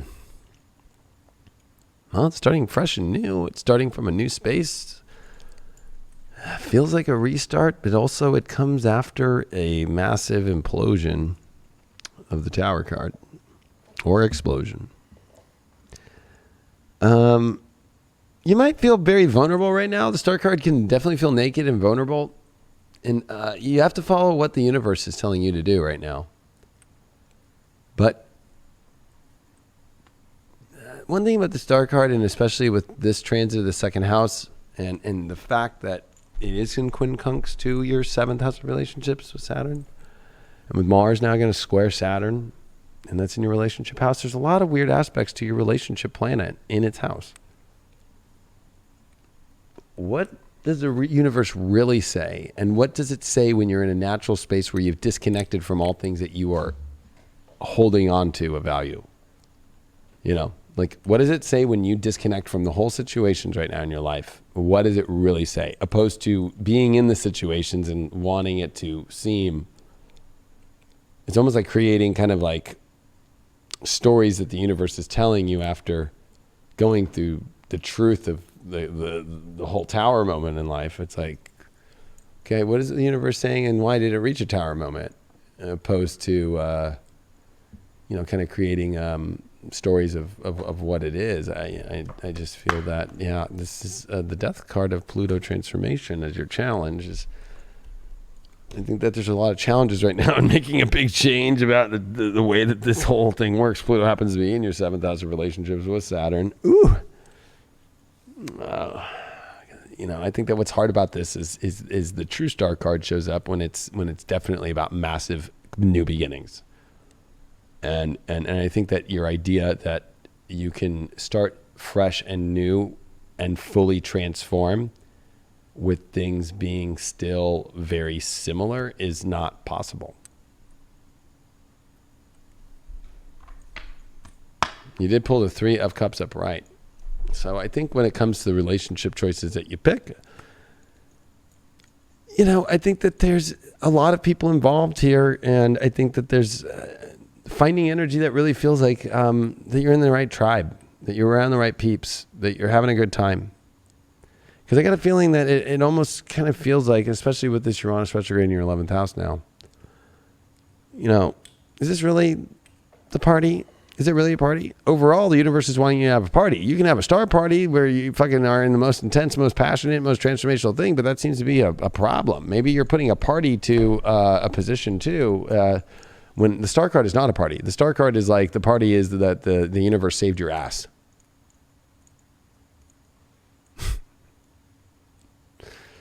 And I think that you're trying to maybe put a party to things that you're unwilling to change. And it's like partying over something that you don't want to face. You know, like, let's just party. Like, I don't want to deal with it right now. And look at the shadow, peaceful among the thorns. That's the issue that you need to change, is like, you're finding peace in a shitty situation that's surrounded by thorns. And you're like, that's okay. That's okay. No, I don't think that's okay. The universe this week is saving your ass. Knight of Swords reversed. Definitely, this is, you can't rush and save the day on this one. Even if you think that, you know, you are Jon Snow or something like that, even though this ain't Jon Snow, but like, I'm sorry to say, like, the White Walkers will take you down. I feel that the Star card is not a moment that you use, that it's about saving. You couldn't save it. That's why it's the Star card. And I think that this Knight of Swords reversed is, you know, it's the ultimate card of trying to save something, rush in and save the day really quick. But it also is a lack of stimulation. Knight of Swords is very stimulated when it's upright. When it's reversed, it is desperation and trying to figure out how to save something when, you know, there's not much to save. And those are the stories that you're telling yourself, as desperate saving stories, which the Star card, let's just be real, comes after the Tower. You were already saved. So there's no such thing as saving something. There's nothing left to save. It's empty at the Star card after the Tower's gone. And you pick up the pieces of whatever's fucking left and move forward, you know? And I feel that this peaceful among the thorns thing is just like peaceful among being in crap and almost starting to, like, you know, if you're at a junkyard long enough, you know, you start to smell that the junkyard smells good. But then, you know, it's not. Oh man, you pulled the Sun card reverse with this party's energy. I feel like you're missing out on a lot of the world and the people and the exact happiness that you really want. It almost feels like you're in a state where you really cannot be free. I feel that you're locked down. I feel that you're afraid to really shine your true self, because you're too afraid of being the party pooper, when in essence you're already living a party pooping vibe. Third house, Gemini, Pluto. Wow, yeah, you need to look deeper at the facts for real. You can't just keep denying them, that there is a deep, intense truth and deep, intense, buried communication that is still going on, no matter how far depth you thought that you've reached. No. This is also not scanning the environment well enough, because you're not willing to see what it would be like to have a different environment. Pluto is forcing you to be like, what if I were to eradicate this environment that I'm around of a love situation, or the kind of people that you're stimulated by? Maybe they're not really able to factually hold what you need. So, I like how you said scanning the environment around you, because what does a hermit crab do? You know, we outgrow situations all the time. Does a hermit crab just stay in that shell and just continue to outgrow it? And then so that, to a certain point, it stunts the growth of that crab? No, it embraces its growth. It embraces the change. It scans the environment around it, and it goes and it finds a new shell. It finds a new home. It finds a bigger palace that it can grow into. You know, it doesn't just stay stagnant. It doesn't just stay in one place and just say, okay, no, I'm here. I found my home. This is going to be my home forever. No, at some point, that home might not longer any fit you. At some point, you maybe outgrow that home. Are you going to be willing to change? Are you going to be willing to adapt and to find a new home, to find a new environment that you can fully grow into? That's what it really comes down to. Yeah, somebody in the chat said Pluto is the most transformational card. Don't F around with it. I would agree wholeheartedly. That one's. Oh man, I was feeling there were some really good ones, and then man, some of the signs right now. That's what we all have to understand. All of us as brothers and sisters in the universe. That we're all. Some of us are going through some real crazy stuff. Some of us are better, but it's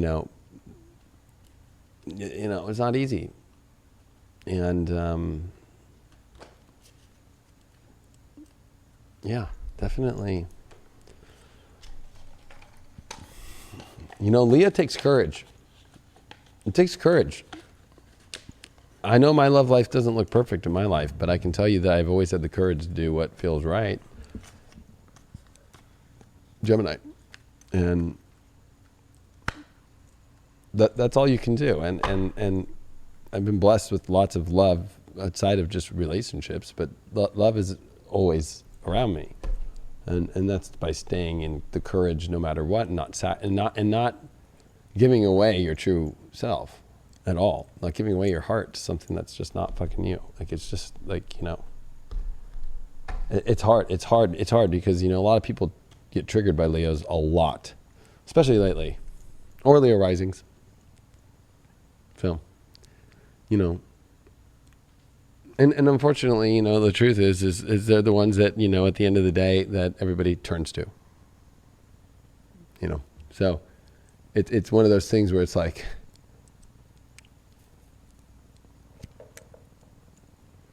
you know, Leo season triggers everybody so much. You know why? Because it shows you where you are unhappy within yourself first. And it's whether or not you have the courage to be the true self. All right, Gemini, let's see what's going on.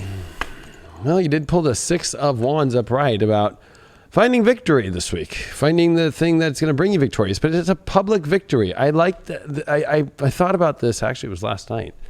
It was on High Vibe on the collective weekly tarot and Love Tarot for the weekly, but that's exclusive for High Vibers. But, you know, there's something about the victorious card of the 6 of Wands that's a public display of it. So I actually thought about this very deeply in my love readings lately. Is like, if you are not showing pictures of your love life, this is not victory.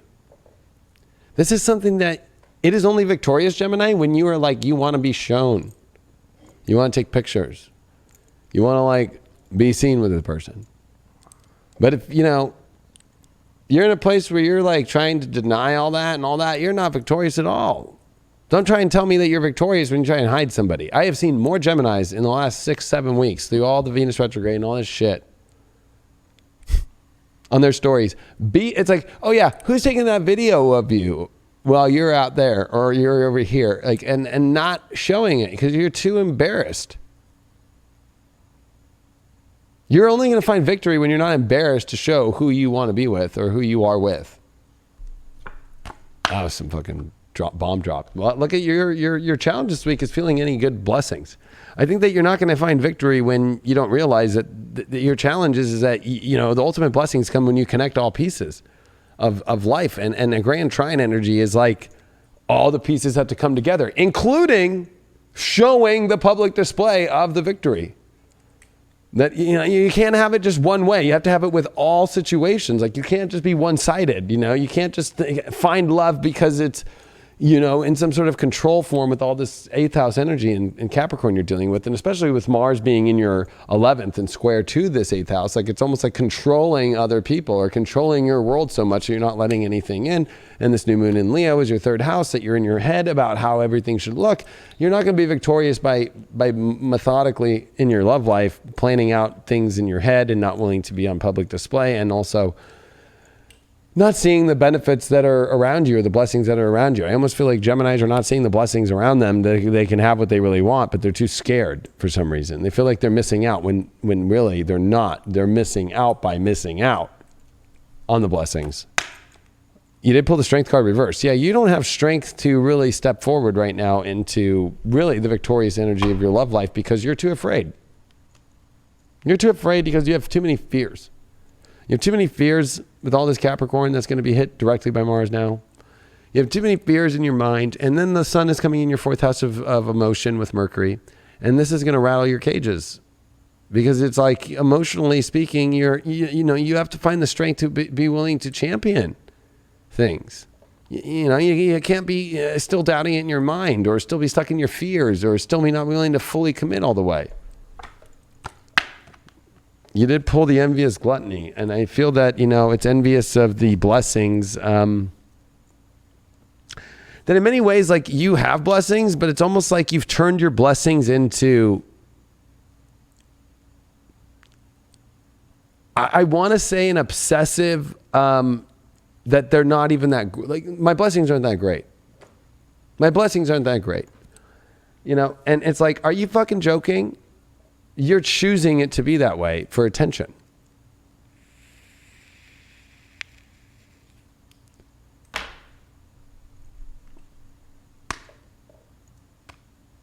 That's the Five of Swords in reverse. Dude, you're not trying hard enough for the ultimate victory at all.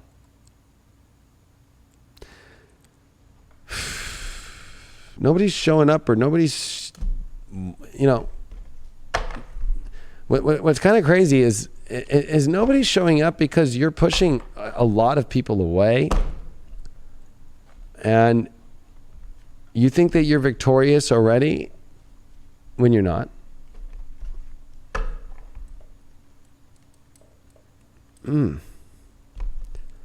Especially with this nodal transit with North Node in your sign, you have to remember that there's a lot, and with Venus in your second house, I would say that, you know, I think that, you know, you're meant to be focusing on yourself right now, which is a good thing. But at the same time, I think that there's a hollow feeling here deeply, and I think the hollow feeling is that, you know, taking definition and action on things is where we get blessings. And that's more than just within what you feel you are and defining yourself, or the things that you want in life. But I think it's much deeper when it comes into a class of its own, when it really comes into overcoming your fears. You're avoiding fears. So that's not victorious, because victorious means that you go to the most fearful thing, whatever that might be, and overcome it. And that's your issue this week. And you need to make a better ritual, a ritual to bring you strength in your life again. But the only way to create a ritual is to actually be in strength and do the things that it does. And in this card, look at how she's riding the Leo, the lion. You know, you're not willing to make it more of a ritual to ride with the courage of life. It's like you've created rituals that actually have made you feel powerless.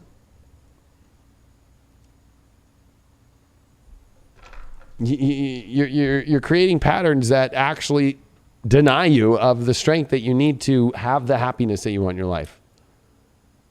Like, I'm busy, I'm doing things, I'm doing that, I don't have time for that, I don't, whatever it might be, that's your ritual.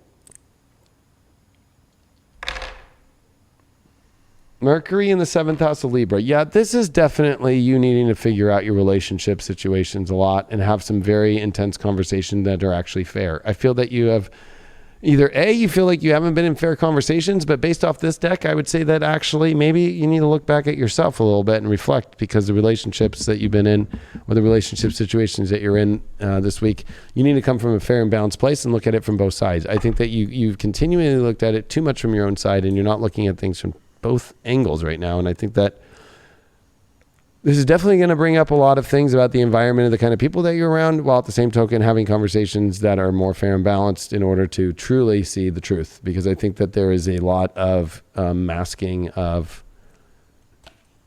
what you idealize in your life that is really not there. It's almost like feeling like you have victory when you don't. And the denial of that truth that's going on. Because his life is not about complacency, you know. We get complacent either through the fear of change, or we're complacent because we think that we've made it. You know, in the master's mind, there are a few possibilities. In the apprentice's mind, there are many. So maybe you feel like you've made it, yet you know that you haven't.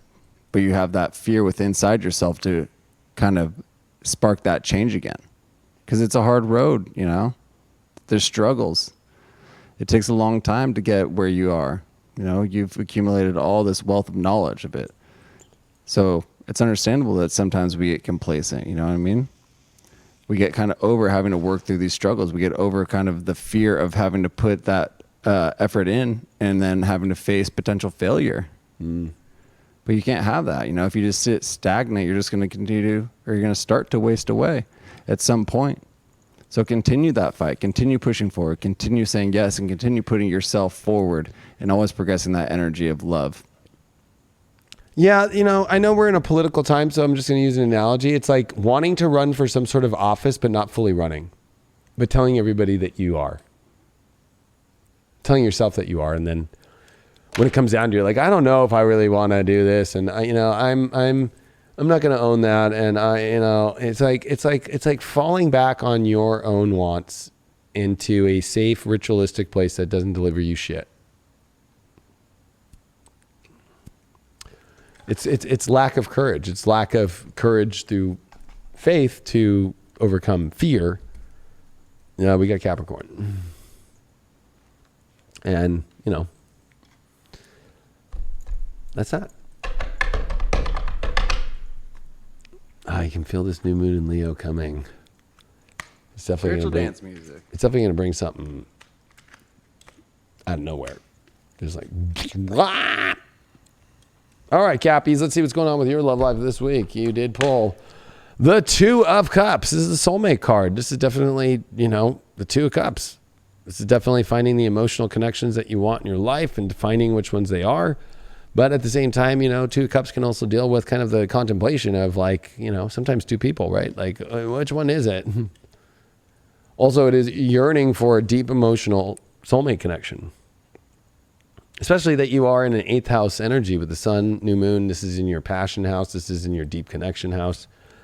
But, it is like the identification of your life and who you are and whether or not that can happen or not. And Mars in your 4th house squaring Saturn. It's like, where are you emotionally going and who are you? Are you emotionally ready to go where you want to go for that soulmate energy? Your challenge is the Saturn return of age. It's almost like, wow, you need to stop maybe playing so Capricornian. Like, I have to do this, or I have to be this one way, or whatever. It's like soulmate energy does not have really a lot of rules around it, and definitely not age. So either A, you're dealing with somebody too old, that's a problem, that's acting like your father, or you're the one who's acting like the father to somebody, or you're just acting like an old person. I have to do this and I have to do that. That's not very conducive for fucking emotional ecstasy. You did pull the Knight of Swords in reverse. So yeah, overall, I don't think that you are very sure in your life of the direction that you are ready to go into and leap into. It also is, this, unfortunately, this is a card where, you can't try and save something. So if you're trying to save an old soulmate situation, not going to work. But at the same time, there's a fear of like leaping in fully into soulmate situations completely. There's a barrier up, which is your rules or what your plans are, or what your Saturnian aspects are in life. You downcasting the pride. Yeah, it's like, I don't know. I feel like you're really restricting yourself of beautiful things right now by the path that you're putting pride to. That really is, it's not that prideful about being overly old. I mean, sure, if you want to be a wise one, or if you want to be a sage in many ways, but I don't see a lot of sages hooking up in the fucking corner, if we can show this, Craig, like in the fucking garden, like having a fucking nice old fucking good time. I don't see the old sages doing that shit. You'll have your time for that. You'll have your time to where you are by yourself in your life and you're old and you can just like go be a hermit. Capricorn. This is not that time for that. What did you pull for this? You pulled the 5 of Cups. Ooh, there's some sorrow here. There is some sorrow. That in order for you to have this soulmate or this ultimate passion and yearning and emotional deep connection, you have to remember that there are some cups that had emotions that need to be poured out in order for you to pull new cups in. It's almost like you're kind of torn between two emotional places here. You still are investing emotions in a place that really have no more emotions in it, but you're still there's still residual energy of there. They have not been fully dumped yet. And moving forward with those emotions gone will allow you to move forward into new emotions that can be met. I feel that you're torn. There's definitely a torn. You got a 2 of cups and a 5 of cups, which equals 7, which I think at the end of the day is there's a little bit of like a cracking in the glass here. And, trying to make sure that you fill up all the things that you want from all different angles is just not going to happen. Like you're going to have to like really choose what you're filling up right now with, because you're not going to get what you want by trying to fill too many situations or too many emotional cups in too many directions right now. You did pull the death card with that knight. You can't go rescue something or re-pick up something at all, but you also at the same time with the death card on top of the Knight of Swords in reverse means that maybe this is where you are not putting enough passion and depth of change when it comes to putting an end to this, not really going into things with passion at all, because the Knight of Swords knows what it wants. It rushes in to save the day, or it rushes in to figure it out. It does not hold itself back. And I feel that this is an energy where you hold yourself back a lot here about love, about what you really want. That's an issue. You pulled the moon in Libra in the 10th house. Well, what relationship situations emotionally are going to get you to where you really want to go in your life? These are big emotional relationship decisions that you're making this week, and ones that are definitely for you, I would say, about partnerships, about the ones that are the destiny that you want to go on. So definitely a destined moment here emotionally for you, and definitely a very stressful time, because as you want peace, it's going to require, unfortunately, the real time that you use that age and wisdom would be in finding the ultimate beauty instead of restricting the beauty. Mm-hmm. Finding that ultimate beauty and finding that stability that we all search for. We're always looking for that stability when it comes to love, when it comes to relationships, but that stability comes from within. Are you balanced, or are you out of whack? It goes back to that Libra talk before. It only takes just one extra pebble on one side to kind of throw that whole scale out of whack. So where is it? Maybe does that come from the fear? Maybe does that come from the pride that you hold within yourself, that you're not fully addressing a certain issue? And then so that's throwing everything out of whack. And that can relate into issues in your mind. That can relate to issues in your body. When there's one aspect that's kind of out there, if it is an issue with our body, that can throw our mind out of whack, then that can affect the relationship negative. And so vice versa, mind, body, it all stems back from that. Are you aligned within yourself? And are you capable of holding the stability within that relationship that you are searching for? Boom. Stability. Still very deep. I'm feeling quite deep tonight. Yeah, the tone has, over the show, gone from deep to... Deep. Yeah, deep. Last 2 signs are Leo and Aquarius. Let's see who's going to pop up here. I actually had a really weird premonition about Leo Aquarians last night as I was showering. It was that Leo and Aquarius just went through fucking hell for 60 days. Was it a hot shower? And I gotta say to my counterpart Aquarians, like, hey, yo, like, was it? I get it. I get it. Like we just had the double fucking new moon in Cancers. Like that shit sucks for us. Was it a steamy, hot, wet shower? Fogged up mirrors, soap and sud everywhere. No, I don't like those kind of showers. I actually do more medium warm, and then I go into full cold for 2-3 minutes after. So full cold. Yeah. That's not the steamy shit. That makes me feel like what we're in right now. And Aquarius did win this one out, so. I know, right? The super hot showers, then you're just like fucking muggy in there, and you're sweating your ass off. It's not inviting to me. No. Actually, when I take too hot of a shower, it'll ruin my whole day. I'm gonna be jumping in the pool when I get home. That's for damn sure. Cannonball. All right, Aquarius, let's see what's going on. I'm feeling you right now. Feeling you. We got that 3 of Wands upright. All right, this is like new horizons to look at, whether you're in a partnership or not. There's a lot of positive, like different ways to go, where to take it.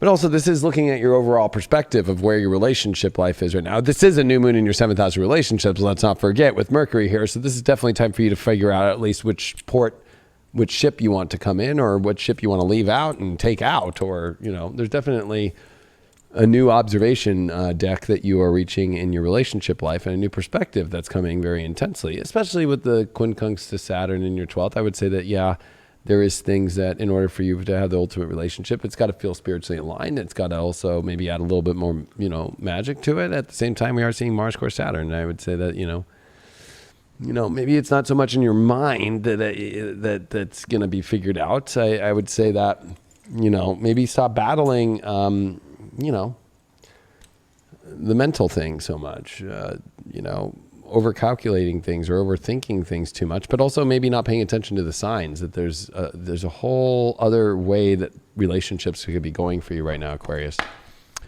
Wow, your challenge is the south node of life debts. It almost feels like, well, you know, I'm dealing with a lot of karmic, or, you know, I feel like I'm indebted to this person. Or it might feel like, you know what, I'm just not receiving what I really want. It was more of an illusion, and what the hell? Because, you know, when the South Node does deal with the delusion itself. And I think that you're here to this week look in a whole new perspective of it all, and make sure that you don't get trapped into, I'm indebted to this person. I have to do this for this person. No, you don't. You pulled the Empress card reversed. I mean, you're definitely not feeling in your ultimate swag, and also the ultimate energy of having the kind of love that you want. And I think a lot of that's due to the perspective of it, or, you know, at least, you know, this three of wands, she's definitely rocking it. So maybe there's a little rock star in you that needs to come back out. You know, you are in Aquarius. Where's that rebellion? Where's that edge? We are coming into Virgo. We are moving into your 8th house of bow chicka wow. So, you know, that's coming this weekend. So there's definitely that ultimate attracting energy that's going to attract. Maybe you have to know how to attract better. Maybe you're not seeing that perspective enough. When it comes to the South Node and debts, it's the mask. Yeah, I would just say, like, maybe you're putting on the facade, or even maybe it's a partner if you're in a partnership or whatever. Like, maybe it's like, I think you're having a very hard time understanding what debt needs to be paid, or if there is a debt, maybe that's a whole story in itself spiritually, or there's just a lot of delusion going on about the relationship of avoiding things and wanting things to stay kosher the way they are, instead of like actually pragmatically like dealing with them.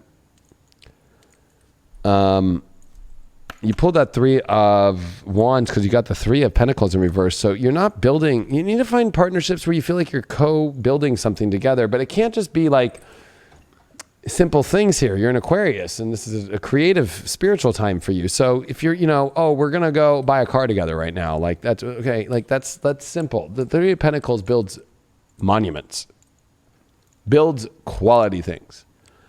And I think that you need to be in alignment with partnership where it feels like there's a cohesive creative element right now. And I think that that's what the new perspective is. It's like, is my partner, if you are in one, are we really creating? Or is it like we're creating the most basic shit that really is not monumental because it won't last for eons and it won't stick? And why did you pull that Empress reversed? You got the Icarus card. You're afraid to take the ultimate risk to the real place that you really want to go. Like, you know, like this is the ultimate card in this deck. I mean, this is the card that truly it is like the extreme fucking surrender to the risk of the highest order. And you can fall from grace at any moment, of course. But, you know, the reversal is that you're too afraid to take the ultimate risk at all. And the ultimate risk of having exactly what you want, whatever it takes. With the Icarus card, I'll say it's the ultimate risk.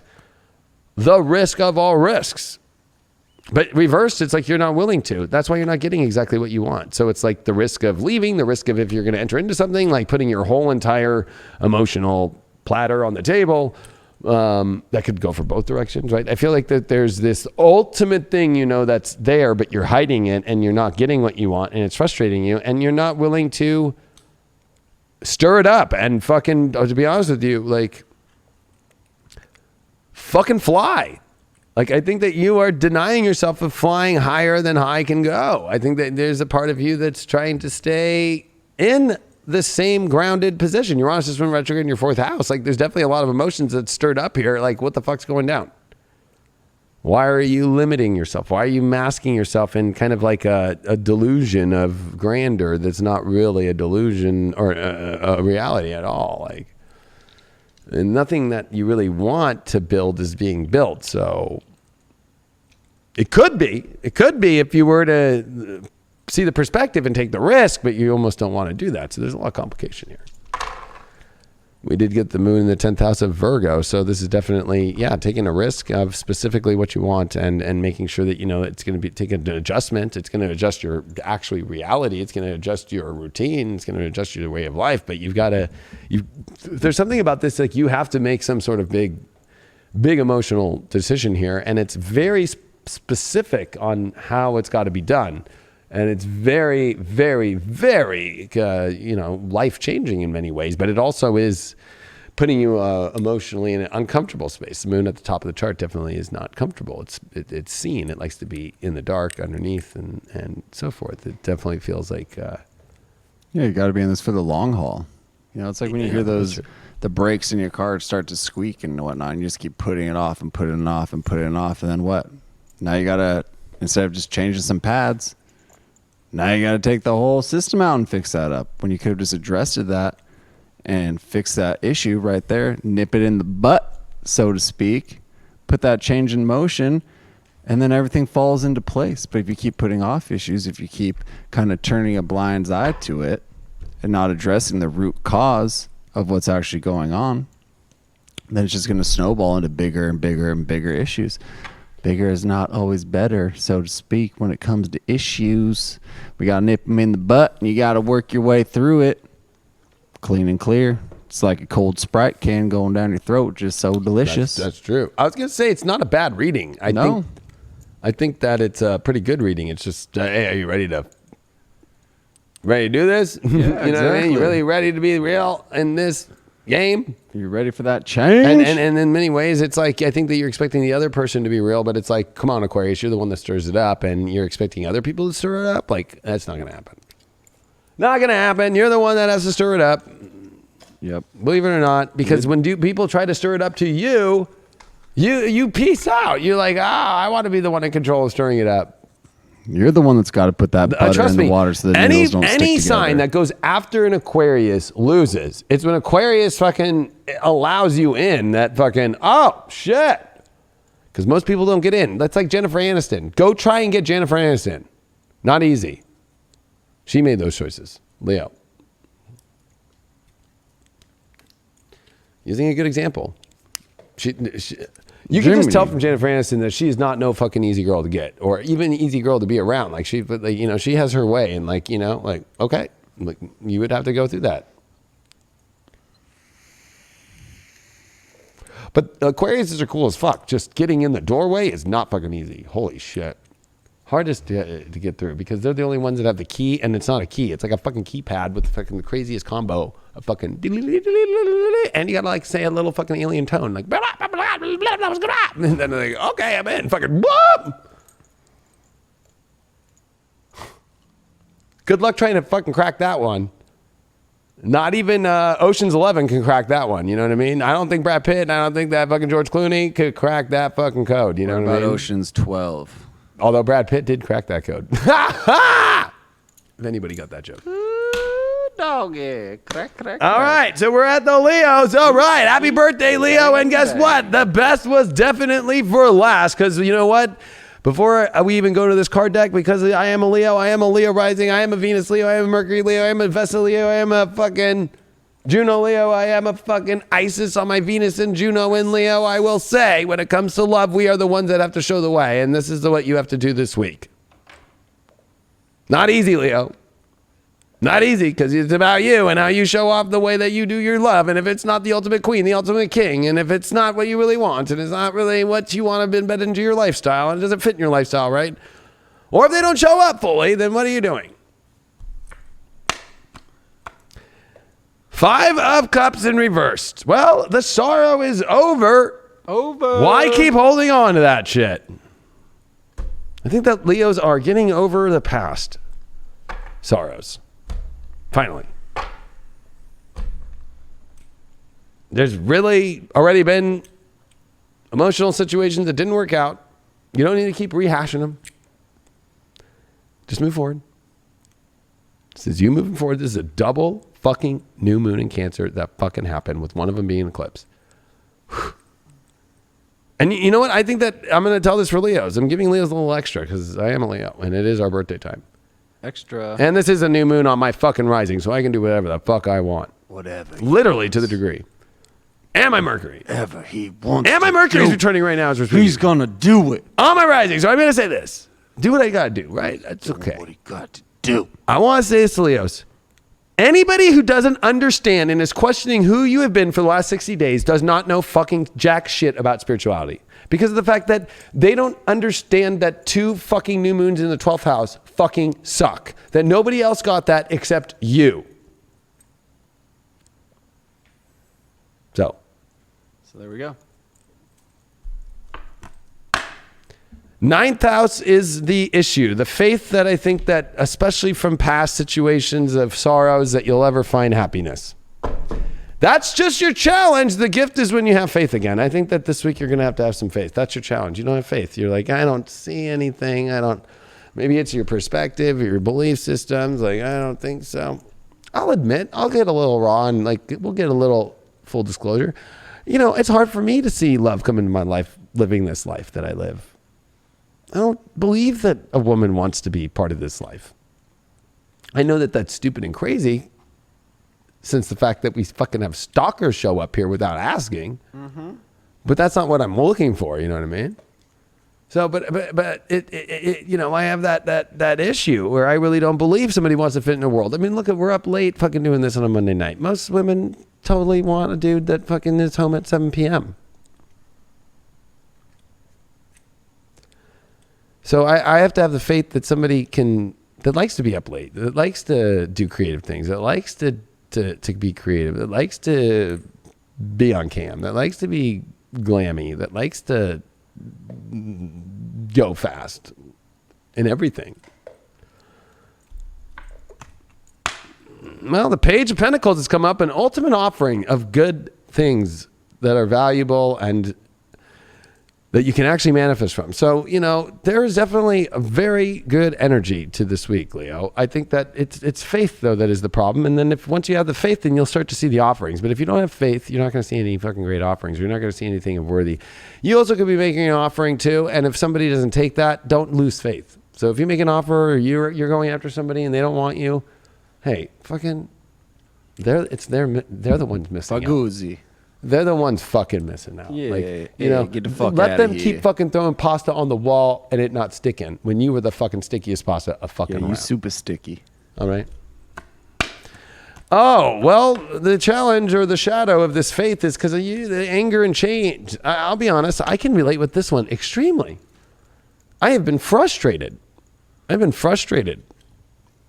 feel like I've been chained to not getting anything that really feels like, on the same belief system or page or just gets it. It's hard being a Leo because Leo's just, we only are attracted to people that can see the whole picture without us having to describe the whole picture. Because that's why Aries is the 9th house. And so there's a lot of frustration, a lot of anger. This Mars square Saturn is definitely, you don't see the picture of my life and you don't know how to see the opportunities in there. Okay, bye. And that's created a lot of shadow of why your faith is not there. Because it's almost like, you're asking the king or queen to go into your kingdom and queendom when you don't even have a king or queendom, but you want me to leave my king and queendom? No, it's reverse.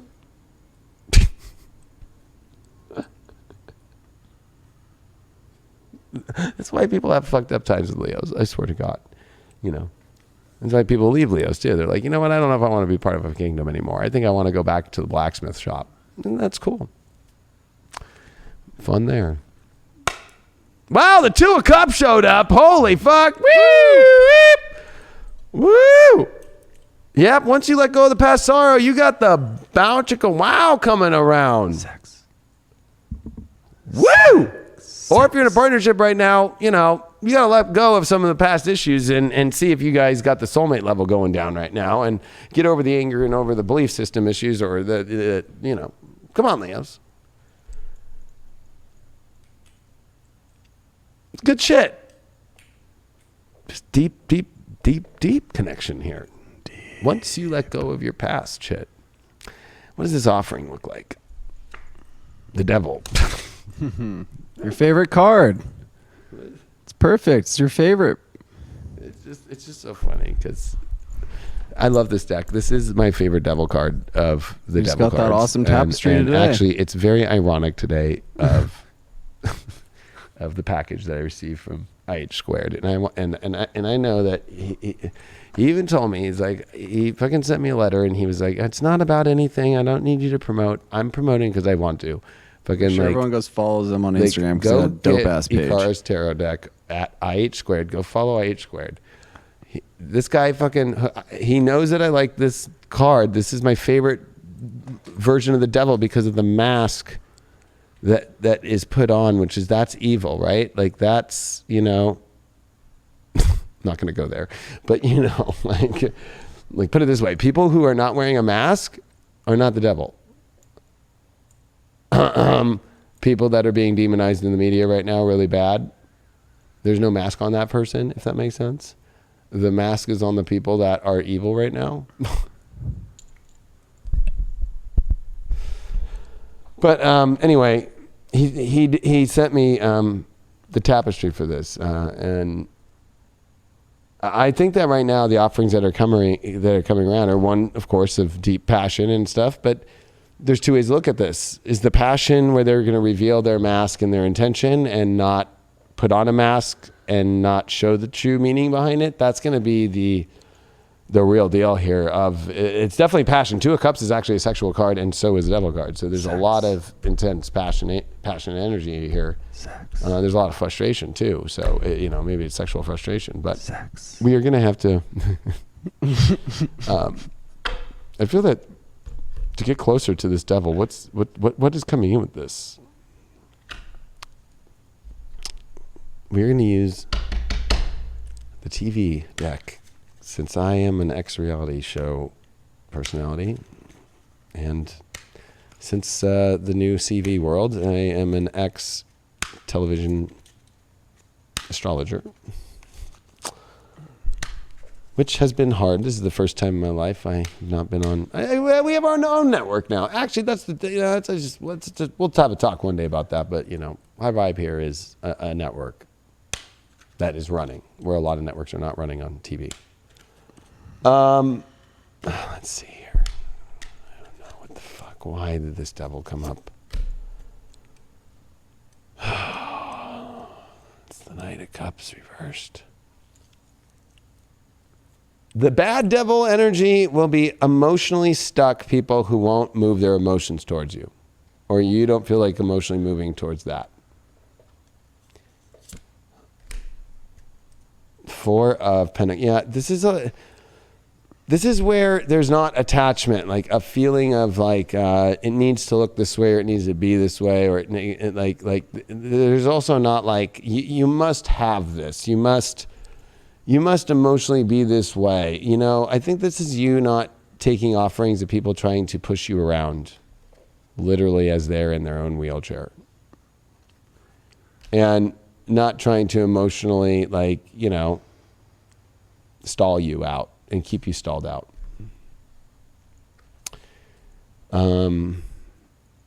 Last card, Golden Tarot, since it is the Leo time. This is the Leo fucking new moon of all new moons. What's on the other side of this devil? What's the other? The High Priestess. There it is. Well, you're looking for a priestess. You're not looking for a stuck emotional person who's putting on a mask, who says they have things and they really don't, and control and will try and control you, and that's not going to work, because the High Priestess won't control you. They'll divinely guide you in the right direction and give you the ultimate passion, the right part of the devil that's showing both sides and exposing both sides, and the ultimate connection and passion. So there you are, Leo. We got Saturn in Scorpio in the 8th. Ooh, yeah, this is definitely making sure that, you know, the commitments that you make and the choices that you make are definitely intense and powerful. But at the same time, you know, also making sure that you make choices off ones that are real, true depth and passion, and not fake, or not, you know, gambling all your risk on something that you don't know. Especially, I'm going to be honest with you, and this is going to get really deep since there's a lot of sexual energy here. You know, people that are afraid to actually enter into, you know, that's like a flag. That's where you reveal a lot. So, you know, it doesn't have to be exactly like home run, but, you know, rounding second base here. Yeah, and let that natural light shine through so that you kind of force them to take the mask off. You know what I mean? By being your own Leo self, you're radiating that light. You kind of blind them by the light, but by your natural self. You know, be who you are always, and kind of like the moth to the flame type of situation. I was just gonna say, people with trust issues are the people who have a lot of the blocks sexually, and I get it. There's a lot of shitty things that have happened to people. Leos don't really deal with that. So you have to remember that Leos have Neptune that rules their 8th house of sex, and Pisces. We are not holding on to traumas. Like, if anything, we were trying to find God through that shit. So, you know, the Saturn blocked people that have trust issues. Stay the fuck away from that shit. Stay the fuck on out of there. You know what? When a queen meets a king and a king meets a queen, I'm telling you, there's not a lot of, you know, trust issues and delays and waiting around. It's like fucking like, bam. That's all you know. And any last words on that, Greg? I think we all deserve some great sex. So yeah, I mean, I think that you should go out and get it. Simple, easy, breezy, but safely. Always safely. Safe sex. Safe sex. We all promote that here. Bringing that love into your life, whatever that is, whatever the love looks like that you need in your life right now. You know, put it out there into the world. But put in the work also. Don't just sit there stagnant and just hope that it comes to you. You know, actually put in that work, that self-work, so that you can better yourself, that you can be in that position to receive the love once it shows up to you. If you're not ready to receive and something shows up, you know, it's like sports analogy, you know? Ground ball comes to you. I played softball, broke my hand, sliding into second base. That's another story of it. But softball, you know, I played that. Didn't know what the hell I was doing. Ground ball came to me. I wasn't ready. Boom, popped up, hit me in the chest. I was on the field, but I wasn't necessarily ready to receive. I wasn't in my right mindset to actually receive that was coming to me, that energetical force that was coming from the universe. So are we setting ourselves up for failure, or are we setting ourselves up for success? Even though we're here in the game, you can't change the game if you're not a player in it. If you're not ready, you're going to get fucked up. I like that you brought that analogy up, because, I mean, you have to play the game, one, and then you have to also be willing to receive whatever fucking shit goes down in the game. I can tell you, as it's been kind of weird. It's been sporadically coming up a lot because it's been 10 years since True Beauty. But like, when you're a reality show person, especially 10 years ago, before the social media shit, and then nobody, let's be real, like nobody really watches reality shows like back then. The contract you sign is the death wish of your life. They tell you in Hollywood, don't ever fucking go into a reality show. And I've done 3. But that one was a big deal for ABC. And I remember signing that thing being like, I'm willing to fucking, I don't have trust issues. I know that they're going to talk shit. They're going to make me look bad. They're going to twist things. But you know what? At the end of the day, I'm going to get what I need out of it. And I remember telling Vanessa Manillo when she fucking interviewed me about the show, or it wasn't her, it was actually just a producer, and then she used it against me on Jimmy Kimmel Live, that David said that he sees in his stars that he's going to win. And then, of course, I didn't win the show. And so she goes, I think he really isn't that good of an astrologer. But what I don't think that she took from it, or took the whole thing out of context, was that I had seen in my astrology that this was the platform that was going to create my whole celebrity astrology career, and that I would win the show, not from that standpoint, but I would win as where I'm at today. And so those are risks, those are trust things that you have to be willing to take in life. And sometimes you might not win that battle, but you win the war. And too many people are focused on the battle, not enough people are focused on winning the war. And love is not truly war, but actually, is it? Under most Leo transits are atom bombs dropped, wars that start, and so forth. Because the ultimate battle in our life is for love. That in love, there is edge, and there is courage, and there is the beast energy of the lion. And if you look at lion couples, that lion male will piss on the whole territory, and it will create a fucking monster out of itself to protect its cubs. And the feminine lion will go out and hunt and get the food. And there is a very intense passion and energy about Leo and love. And if you are thinking love is roses, and if you think that it is Care Bears, and you think it is delightful, it is at moments, but it is wild, untamed, and fun. So hoping you the best for this untamed, wild, and fun that you can have. Or do you just tame yourself so much that you're not really ready for true love? Make sure that you watch us Deep Love Tarot every Monday night. And of course, make sure you join us on highvibe.tv for all the exclusive horoscopes that I do, and everybody else that's on the app. And of course, Spiritual Dance Music, which is going to be on Tuesday for the new moon. You can celebrate with us. It's live for free on YouTube and on the apps.